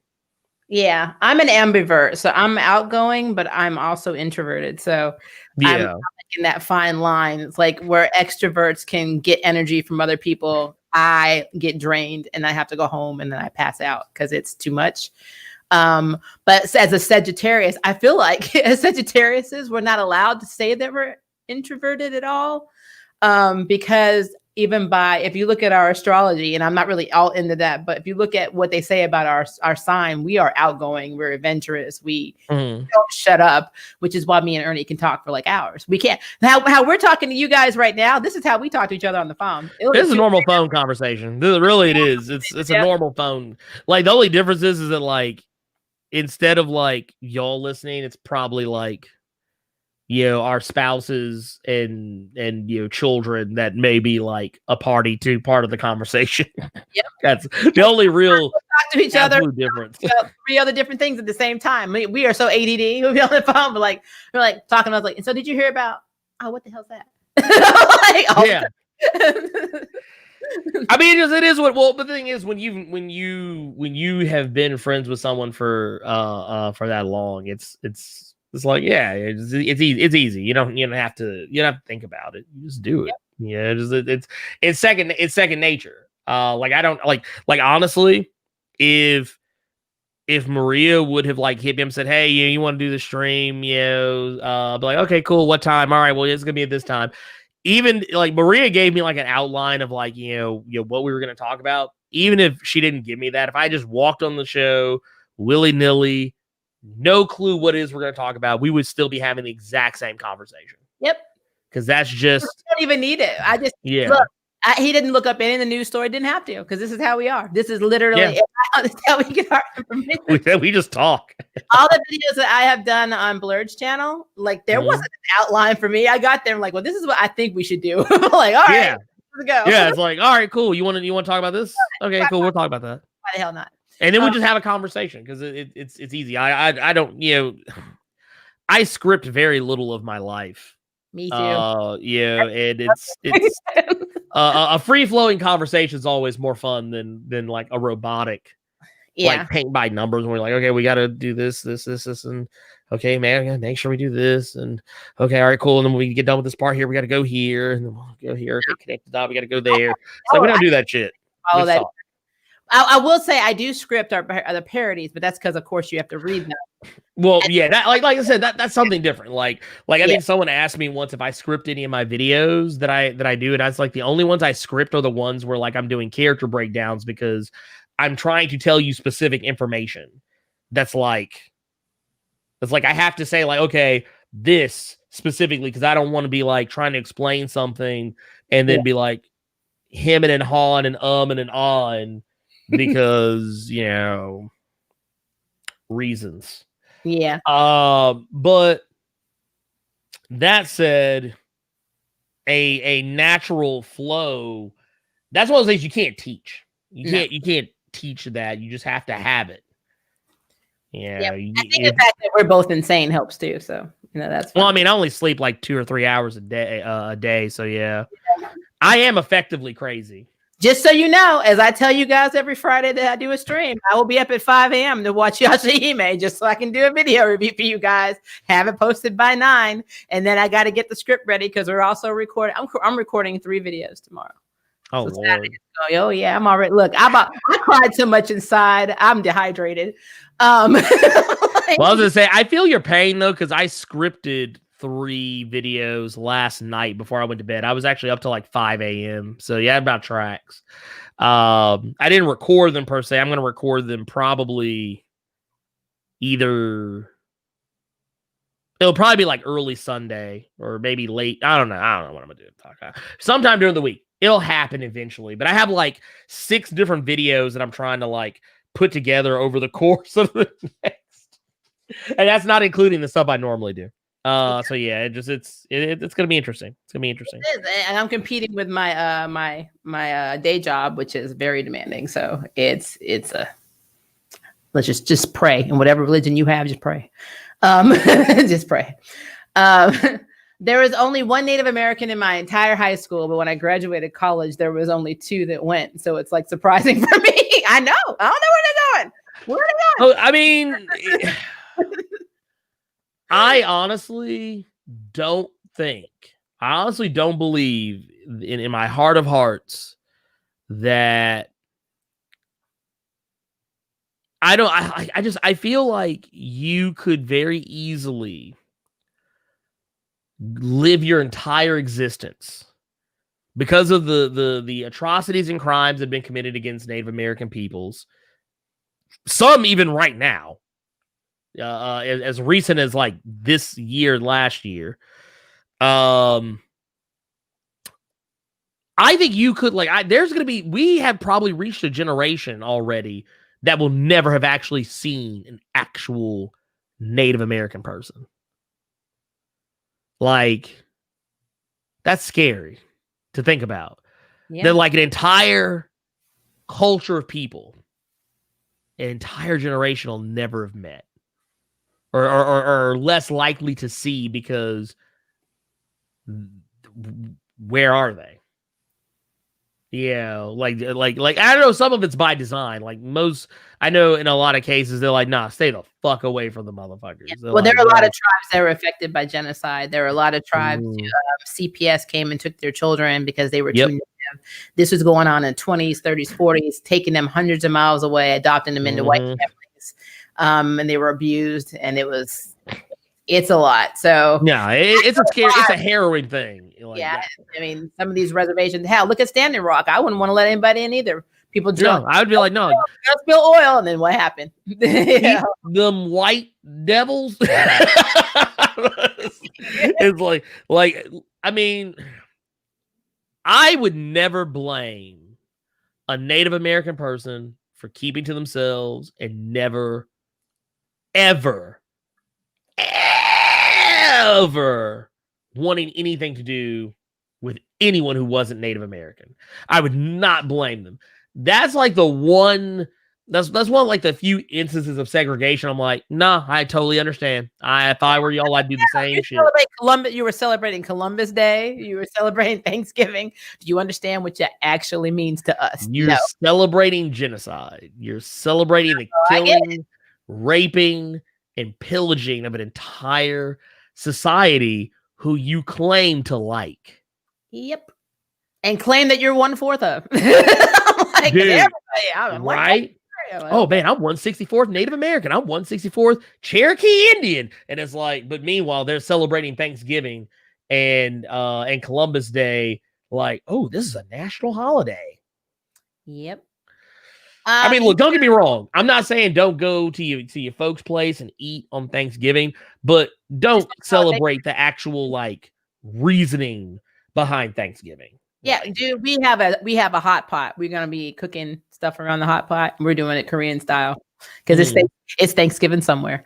Well, you know, what was it? I didn't get to do this very often, but I remember, we used to do a thing when I was living in Jonesboro for like all of like I think 8 or 9 months. That everybody would get together and we would cook Chinese food. It was the most un-Thanksgiving Thanksgiving. And I think that's actually a wonderful thing to do. I think like do something non-traditional. Step outside the box a little bit. Yep. We make Korean food, Chinese, and Vietnamese food in this house because my daughter is part Vietnamese and Chinese. So we just we have the trifecta of East Asianisms in our house. But so Yito said Street Fighter ? And Wilbert Robinson right above that says, oh, who was I? Okay, I'm interviewing Kyle Hebert. He is the narrator in Great Saiyaman, adult Gohan in Dragon Ball Z. He was Kiba in Naruto. I think he was Hyacinth in Bleach. He's in a lot of shit, and he's the official Ryu voice for the dub version of the Street Fighter games. And I think he was in Wreck-It Ralph as Ryu a little bit too. So he will be on the channel doing an interview. I told him he would. He said okay, so that's what's going to happen. He's like, all right. Yep, that's how that's gonna play out. So yeah, if you've watched any anime in the last like 20 years, you've heard his voice from something. He's in it. He's all over it. Heck, for those who, matter of fact, I know for some of you who don't go back, who don't fuck with Dragon Ball Z, if you've ever watched My Hero Academia, he's Fat Gum. Yeah. If you ever watched, I know a lot of people love Beastars. I think he's is it Sano? He's kind of Mori on Demon Slayer. Oh, he's done a lot. If you want to know who he is, look up Kyle Hebert, Hebert. Look at his IMDb. You will see all the stuff he's in. He's in video games and all kinds of stuff. But I've been friends with him for years, so he will be on the channel. I'm trying, guys. Every time I move up, it moves down. So the problem with social media is that it gives the illusion that people are closer than they are. That's a problem with everything. Like, yes, you don't know me. It makes people think that you're accessible, and it's like, no, I'm not accessible. It's like, if you want to talk, like, that's the reason why I have a Discord server. It's like, just talk to me there. Don't go find me on Facebook. Just join the fucking Discord and just, talk to me there. Yeah. You would be having a conversation with me in public, no different. It's just that, at least in this space, I get to kind of control, the setup. I want to be in control of the narrative of my life. That's basically what's happening. Not write my scripts. What is this? Is Thai, Korean, and Italian? Wow. Damn. That's an interesting mix. I mean, it's cool. It's an interesting mix. I'm here for it. Look, you're like, I need hashtag representation across the board. What you said. Mira is easily my favorite DC hero ever. She needs to be played by a different actress. Yes. She 1000%. I think Amber Heard should do the right thing and step down, but she won't. No. Yeah. No, she won't. Somebody whose last name is Heard, she doesn't hear very well. I'm like, just saying. Well, her own parents have been kind of like, nah, fuck that bitch. That should tell you something right there. Something wrong. Something is wrong. 2020 is the worst year. Yes. It has not been a good year for a lot of people. No. It really has not. This is the darkest timeline, I feel like. Yeah, even though there is actually a darker timeline that could possibly happen, this is definitely... It is. Now, I will play devil's advocate and say, though, which interesting to me is you get to see who really likes to spend time with their family and who really does not, because it shows. Because all those people are like, I really wish I could see you more, but I'm so busy. I got work. Now you have to work from home. Unfortunately, some people are even unemployed and they have no choice but to be in a bubble, a quarantine bubble with these people. And that's the real shit comes out. Like, so many people have gotten divorced during the 2020 COVID years. Than any other year in history. That's what they're saying right now, because they're really starting to be like, I got to be with you every day, like 24-hour day, 7 days. Wait, what? I get no break? Like, so yeah, it's bad. It's bad for marriages. It's bad for families. I mean, imagine being in the house during the election and you're split down the middle in terms on who you support, and you have to stay in the same house. Dude, that would be just... Wow. Yeah. I think you learn a lot about yourself as an individual, though, when you have to spend every day with somebody. You learn a lot about that person too. You're just like, I mean, to be fair, I will say I am one of those people. Me and my spouse, I love being around. My River's office is in the other room. My studio and / office is in here. We can wave through the door. And we spend all of our time together, but we spent all of our time together since we met years ago. So, I mean, it's always been that way. And now, and my daughter works from home. She's in her room working right now. So, you know, I love having my family because these are the years where you need to have your family with you. Because, you know, even with Cersei, Ernie's daughter is so young. So he gets to be with her every day, you know, and that's not, a lot of people don't have that. And if we hadn't had COVID, I mean, unfortunately, you spend more time at work, at school, and other places that you're forced to be than you do with your family throughout your lifetime. And that is the truth. Yeah. So, yeah, definitely.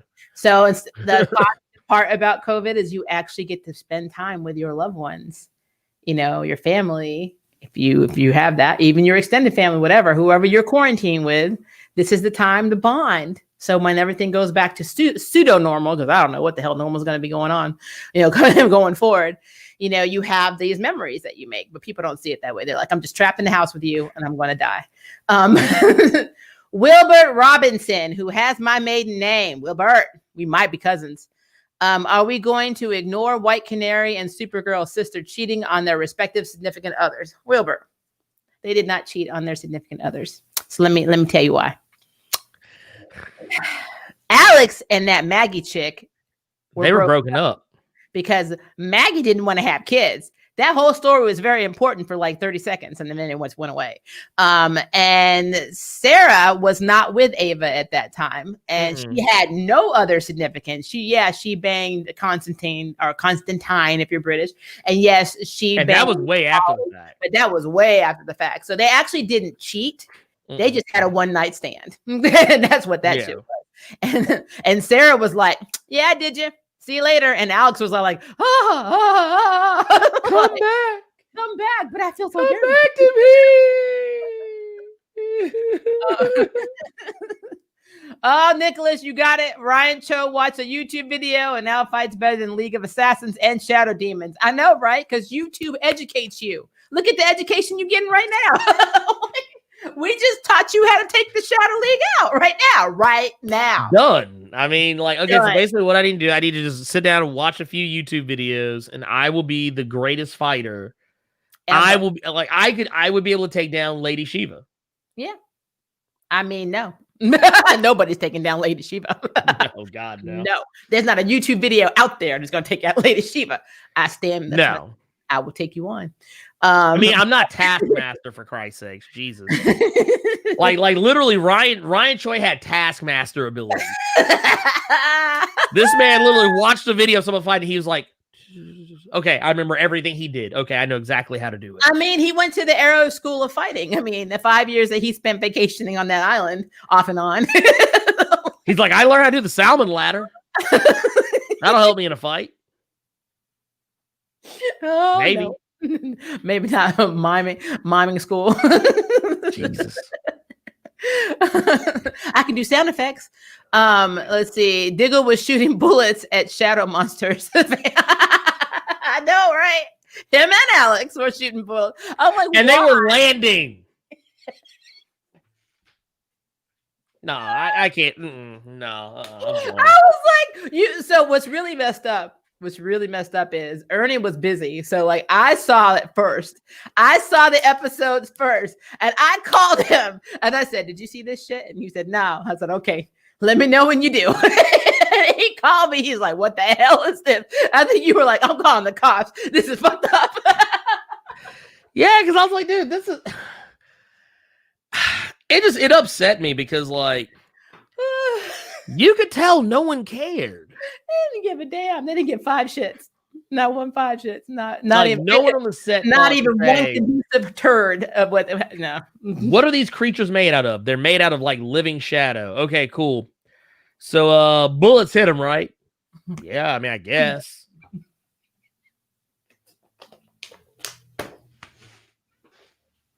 But that's fine because bullets also hurt the anti-monitor and Bebo. I'm like, why do I need superpowered people? I didn't. Just call the Punisher. Oh, I'm sorry, wrong universe. Call Deathstroke. I call Deathstroke. Because Deathstroke really is all they really... Yeah, Deathstroke's name could have been through every one of the, Paragons. He could have been all of them. And then he could just go out and been like, okay. Hell, crossover universes. Have Deadpool come in. And she's like, Bebo versus Deadpool. I mean, Anti-Monitor versus Lord. Don't give them any ideas. I mean, it would be don't give them any ideas, goddammit. Look, I was thinking the whole time, pull Bebo's batteries out. What the hell? I don't understand what the hell is happening in this show. This oversized Teddy Ruxpin ass. I don't understand what is happening on this show. I love how Bebo was like a throwaway joke from like a random episode of Legends of Tomorrow, and then it became this huge overarching thing, and I'm just like, oh yeah. Now, see, you're gonna make me cry. Kevin Jones, Stephen Amell doesn't own the shows. He does know that, right? Nope. Hey, tell him that. Yeah, I know that. I told, like, if you saw our last stream, I told you that he offered to come back for a season 9 and told Greg Berlanti to figure out a way to bring Oliver back from the dead. Honestly, you know what I want Stephen Amell to do? I just want him to stay the fuck away from CW forever. Because, and not because I don't like him, but just because I feel like he needs to just grow from that. Like, because I will say this, while I enjoyed the movie Code 8, I felt the entire time he was literally just playing Oliver, just not being Green Arrow. And I was like, you know what? I feel like this man can grow from that, because I feel like everything I see him in, he's literally playing some facet of Oliver Queen. Yep. And I think that that's not good. You know, like, I don't know. It's kind of like, yeah, like certain actors have like these little things that they do that like in every movie. Kind of like, you ever notice like the guy, Jeffrey Dean Morgan, the guy who plays Negan on Walking Dead, you ever notice like he just always has this weird lean? Yeah. I thought he was constipated. I mean, I don't know. I mean, just every time like he does like, it's even called the Negan lean. He just like, it's like, I don't know, like it's like, you know, Denzel Washington, whenever like Denzel Washington, any movie he's in, you know, eventually at some point he's gonna go off on some wild monologue tangent. You know, it's Al Pacino's gonna start yelling at some point randomly out of nowhere, apropos of nothing. You know, it's hard. It's just hard. It's just hard. But no. You do that thing that you do on Arrow where like you fold your arms and look like you're uncomfortable, but like, and kind of shuffle a little bit, and then you kind of read the room, like kind of turn your head a few times like you're reading the, because that's what Stephen Amell does in everything that I've seen him in, is that he always has this one move where he takes a step backward, he kind of like like his chest out a little bit, and he just starts like kind of, he does that in every episode of Arrow, everything he's ever done. I'm just like, dude, I noticed these things. He didn't do that in Dante's Peak. There's a LGBT show called Dante's Peak that somebody told me about, that told me he was in it. So I looked at some of the trailers, and it is an all gay series. He plays a gay man who they're investigating like mysteries, but they like for some reason have to have like a lot of sex. I don't know what's going on, but it was one of his earliest roles. So one of his earliest roles. Okay, I'm in. He played a game. It's called Dante's Peak. So I thought that was interesting. I'm not gonna lie, I'm high key disappointed, because when you said Dante's Peak, I got really excited for a second. Oh, you thought it was something about the volcano movie? I thought I was like, oh, they made a TV show about the volcano that killed Mamaw? No, it's a hotel, and I might be saying the name wrong. It's Dante something. Hold on, it's Dante. I'll tell you what it is. I'm about to say, I'm looking up Stephen Amell. Anything that has Dante's Cove is Dante's Cove. Okay, Dante's Cove. Okay, well, yeah, whatever. Yeah, half a dozen in one, 6 in another. Yeah, but yeah, he didn't have that swagger that he has now, that he's developed now. But yeah, Oliver was always a little bit. You already know my feelings on this. That he kind of got on my nerves the majority of the time.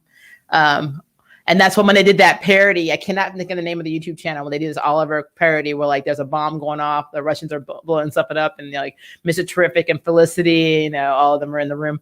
And he's like, we're not going to kill anybody. And then Mr. Big's like, oh, well, I've been killing people all week. And he's like, only I have the fortitude of character to understand and be able to cope with killing another individual. Really? Like, we like, are you sure about that?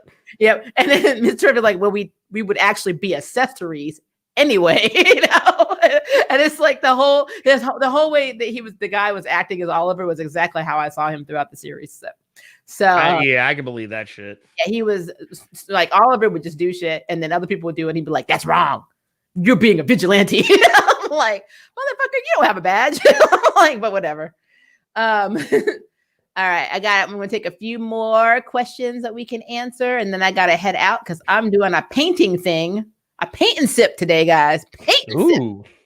I also have to go hang out with my kids. So I promised we'd play video games together. Oh, big girl. Then I beat her up and beat you. You already know. Technically, it's going to be her watching me play a video game, not so much playing one together because she ain't got the skills yet. A lot of hate. There's a lot of hate. Kevin Jones says Dante's Cove. I said, you watched that show, didn't you, Kevin? Like, you watched it, didn't you? Like, I mean, actually, I just discovered there's a show that I was not aware of called Reprisal, which is on Hulu apparently. But it has a guy that was that played Aladdin in the live action one, and it's got my attention. So I like shows about femme fatales, and I will have to check that one out then. It looks interesting. Yeah, it's only one season in. Yeah, Kevin said it's an LGBT soap opera and it's nuts in a good and bad way. From what I saw the trailer, it looked pretty crazy. There was even a witch or something in there. Plus, there are tons of new men and some female to female action. Okay. Well, I'm all about the new men and the female to female action. You know, being pansexual, I get to swing that way. I mean, hey, I think everybody should be allowed to let their freak flag fly. You know? We on the spectrum. Yeah, I mean, heck, I mean, shit. I say, do you? You ain't got to say pause no more. Nicholas Kelly said, Ernie, you're preaching to the choir because look at the charm biddies. Like Holly Marie Combs is basically playing discount Piper at every show that she was in. Lord. Sirens in the background. They coming for you, Nicholas. Dude, look, see, you ain't lying. You ain't lying. It's like, Mitch, you need to just sit down. Look, first off, stop talking shit. Get off Twitter. Stop talking shit. Cause look, you know what, here, I want to pull up something. I'm going to pull up her IMDb. What is she known for other than Charmed? What is she known for? That Pretty Little Liars show. I didn't watch it, but I saw her in the promo picture. So and you know what? Here's the thing. I know what that show is. Didn't know she was in it. Fuck that bitch. When you go to her IMDb, you know what it says she's known for? Charmed. You know what else it says? Picket Fences. Don't give a fuck about it. Dr. Giggles. I actually like that movie, but I didn't know she was in it. And then Born on the 4th of July, starring Tom Cruise. This bitch need to go sit down somewhere before she starts trying to come for someone else's throat about a goddamn TV show that wouldn't exist. First off, you know what she needs to do? That same energy she's putting towards the new cast of Charm, she needs to go, you know what she needs to do? Take that same energy, but go kiss Fairuza Balk and Robin Tenay and Rachel True and Nev Campbell's rings. Because if it wasn't for the craft, Charmed never would have took off. That's true. Nobody never gave a damn. Ever. Nobody cared at all. Because you know what? Now I want to hit up Miss Piper on Twitter or the gram, wherever the fuck she hides on the internet, and say, hey, you know what? I'm sitting here watching this episode of Charmed, and oh my God, you bitches so wish you were the cast of The Craft. Oh my God, you suck as witches. These girls out here, they channel Minot. What have you done lately? You just use your magic to solve your white people problems. Jesus Christ. Can we finally drop the illusion that Charmed was a great show? I mean, it was good for the time, maybe, but like, wow, that show was wild. Thing, like, I like Charmed. I liked it for what it was. It wasn't meant to be political. It wasn't meant to No. It was about, and I hate to say this, it is basically about three white girls and their white girl problems with magical power. They didn't deal with anything really heavy. Like, they claim, oh, feminism, racism. No, you did not. You literally were trying to see who you were going to fuck next week. And right. Literally what it was. How come Leo is not coming in? And why aren't the elders letting us be together? And oh, why can't I find a man? And every man I get dies. And blah, blah, blah, blah. And oh, I'm trying to get pregnant. I'm using my powers to have a baby. It was just a repetitive, I need a theme that it just got on my damn nerves. So that part I did not like. Whenever I see Charmed on TV, it's like, oh, hey, Charm's on. You know what I do? I check and see if they played the theme song yet. And if they played the theme song, I keep scrolling. That's what I do. And on Netflix, they did, when it was on there, they couldn't even do the theme song because they didn't have the rights. They made this whole other thing. See, and the theme song was the best thing about the show.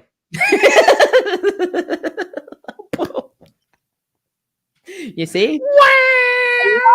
If I had the sound effects you use right now, if I had thought about it, I would have played that. I would have triggered one right now, shooting all over the room.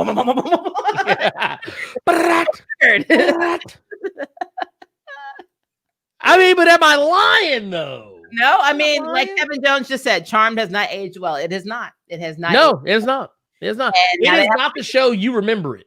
Nope. It's not the show you remember. And here is the thing, and I want everybody to understand. I used to love Charmed when I was growing up.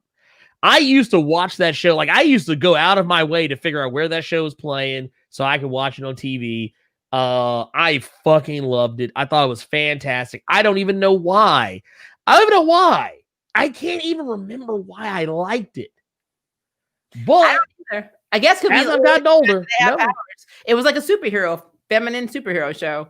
But you know what? Yeah, you know what? It was the closest you could get to having a superhero TV show at the time that was actually half-ass good. Yeah, because I watched a lot, like The Last American Hero. I mean, the effects in that show were shit, but I love the fact that it was a teacher running around a superhero, and I like the theme song. So, I mean, we always gravitate to things that have powers. I mean, we're comic book nerds. We like that shit. You know, we like superheroes. So, I mean, of course we like that. But it was literally hashtag first world problems, hashtag white girl problem, because that's literally what everything about that show was focused on. And it's sad. They had a little subplot, but it was mostly who they were fucking. What job they didn't have? No. How could they get with so-and-so, blah, blah, blah. That's what it was. So, but yeah, I'm so happy that Ernie was here, guys. I got to head out because my painting and sipping virtual thing is in the other room, and I got to go set up my paint stuff. I've never done this before. So next time you see me, I may have paint on my face. It doesn't come off. But I love you guys. Make sure to head over to Blerd Without Fear if you're not subscribed, but I know you are, because after this lovely 2-hour conversation, you probably already hit that subscribe button and jumped on that bomb already. And if you've not subscribed to me, which of course you have, so you wouldn't be here. And you know, I'm taking that as a compliment. But make sure you like this video. If you have any questions that we did not answer, because sometimes we can't, please leave them below and we will do that. I will make Blerd answer his questions too. You know, I will. I'll twist the nipple if I have to. But until next time, we love you guys. Have a good weekend. And you will see my Yashahime video for you that are into that tomorrow morning, because I'm very enthusiastic. Bye, guys. Bye.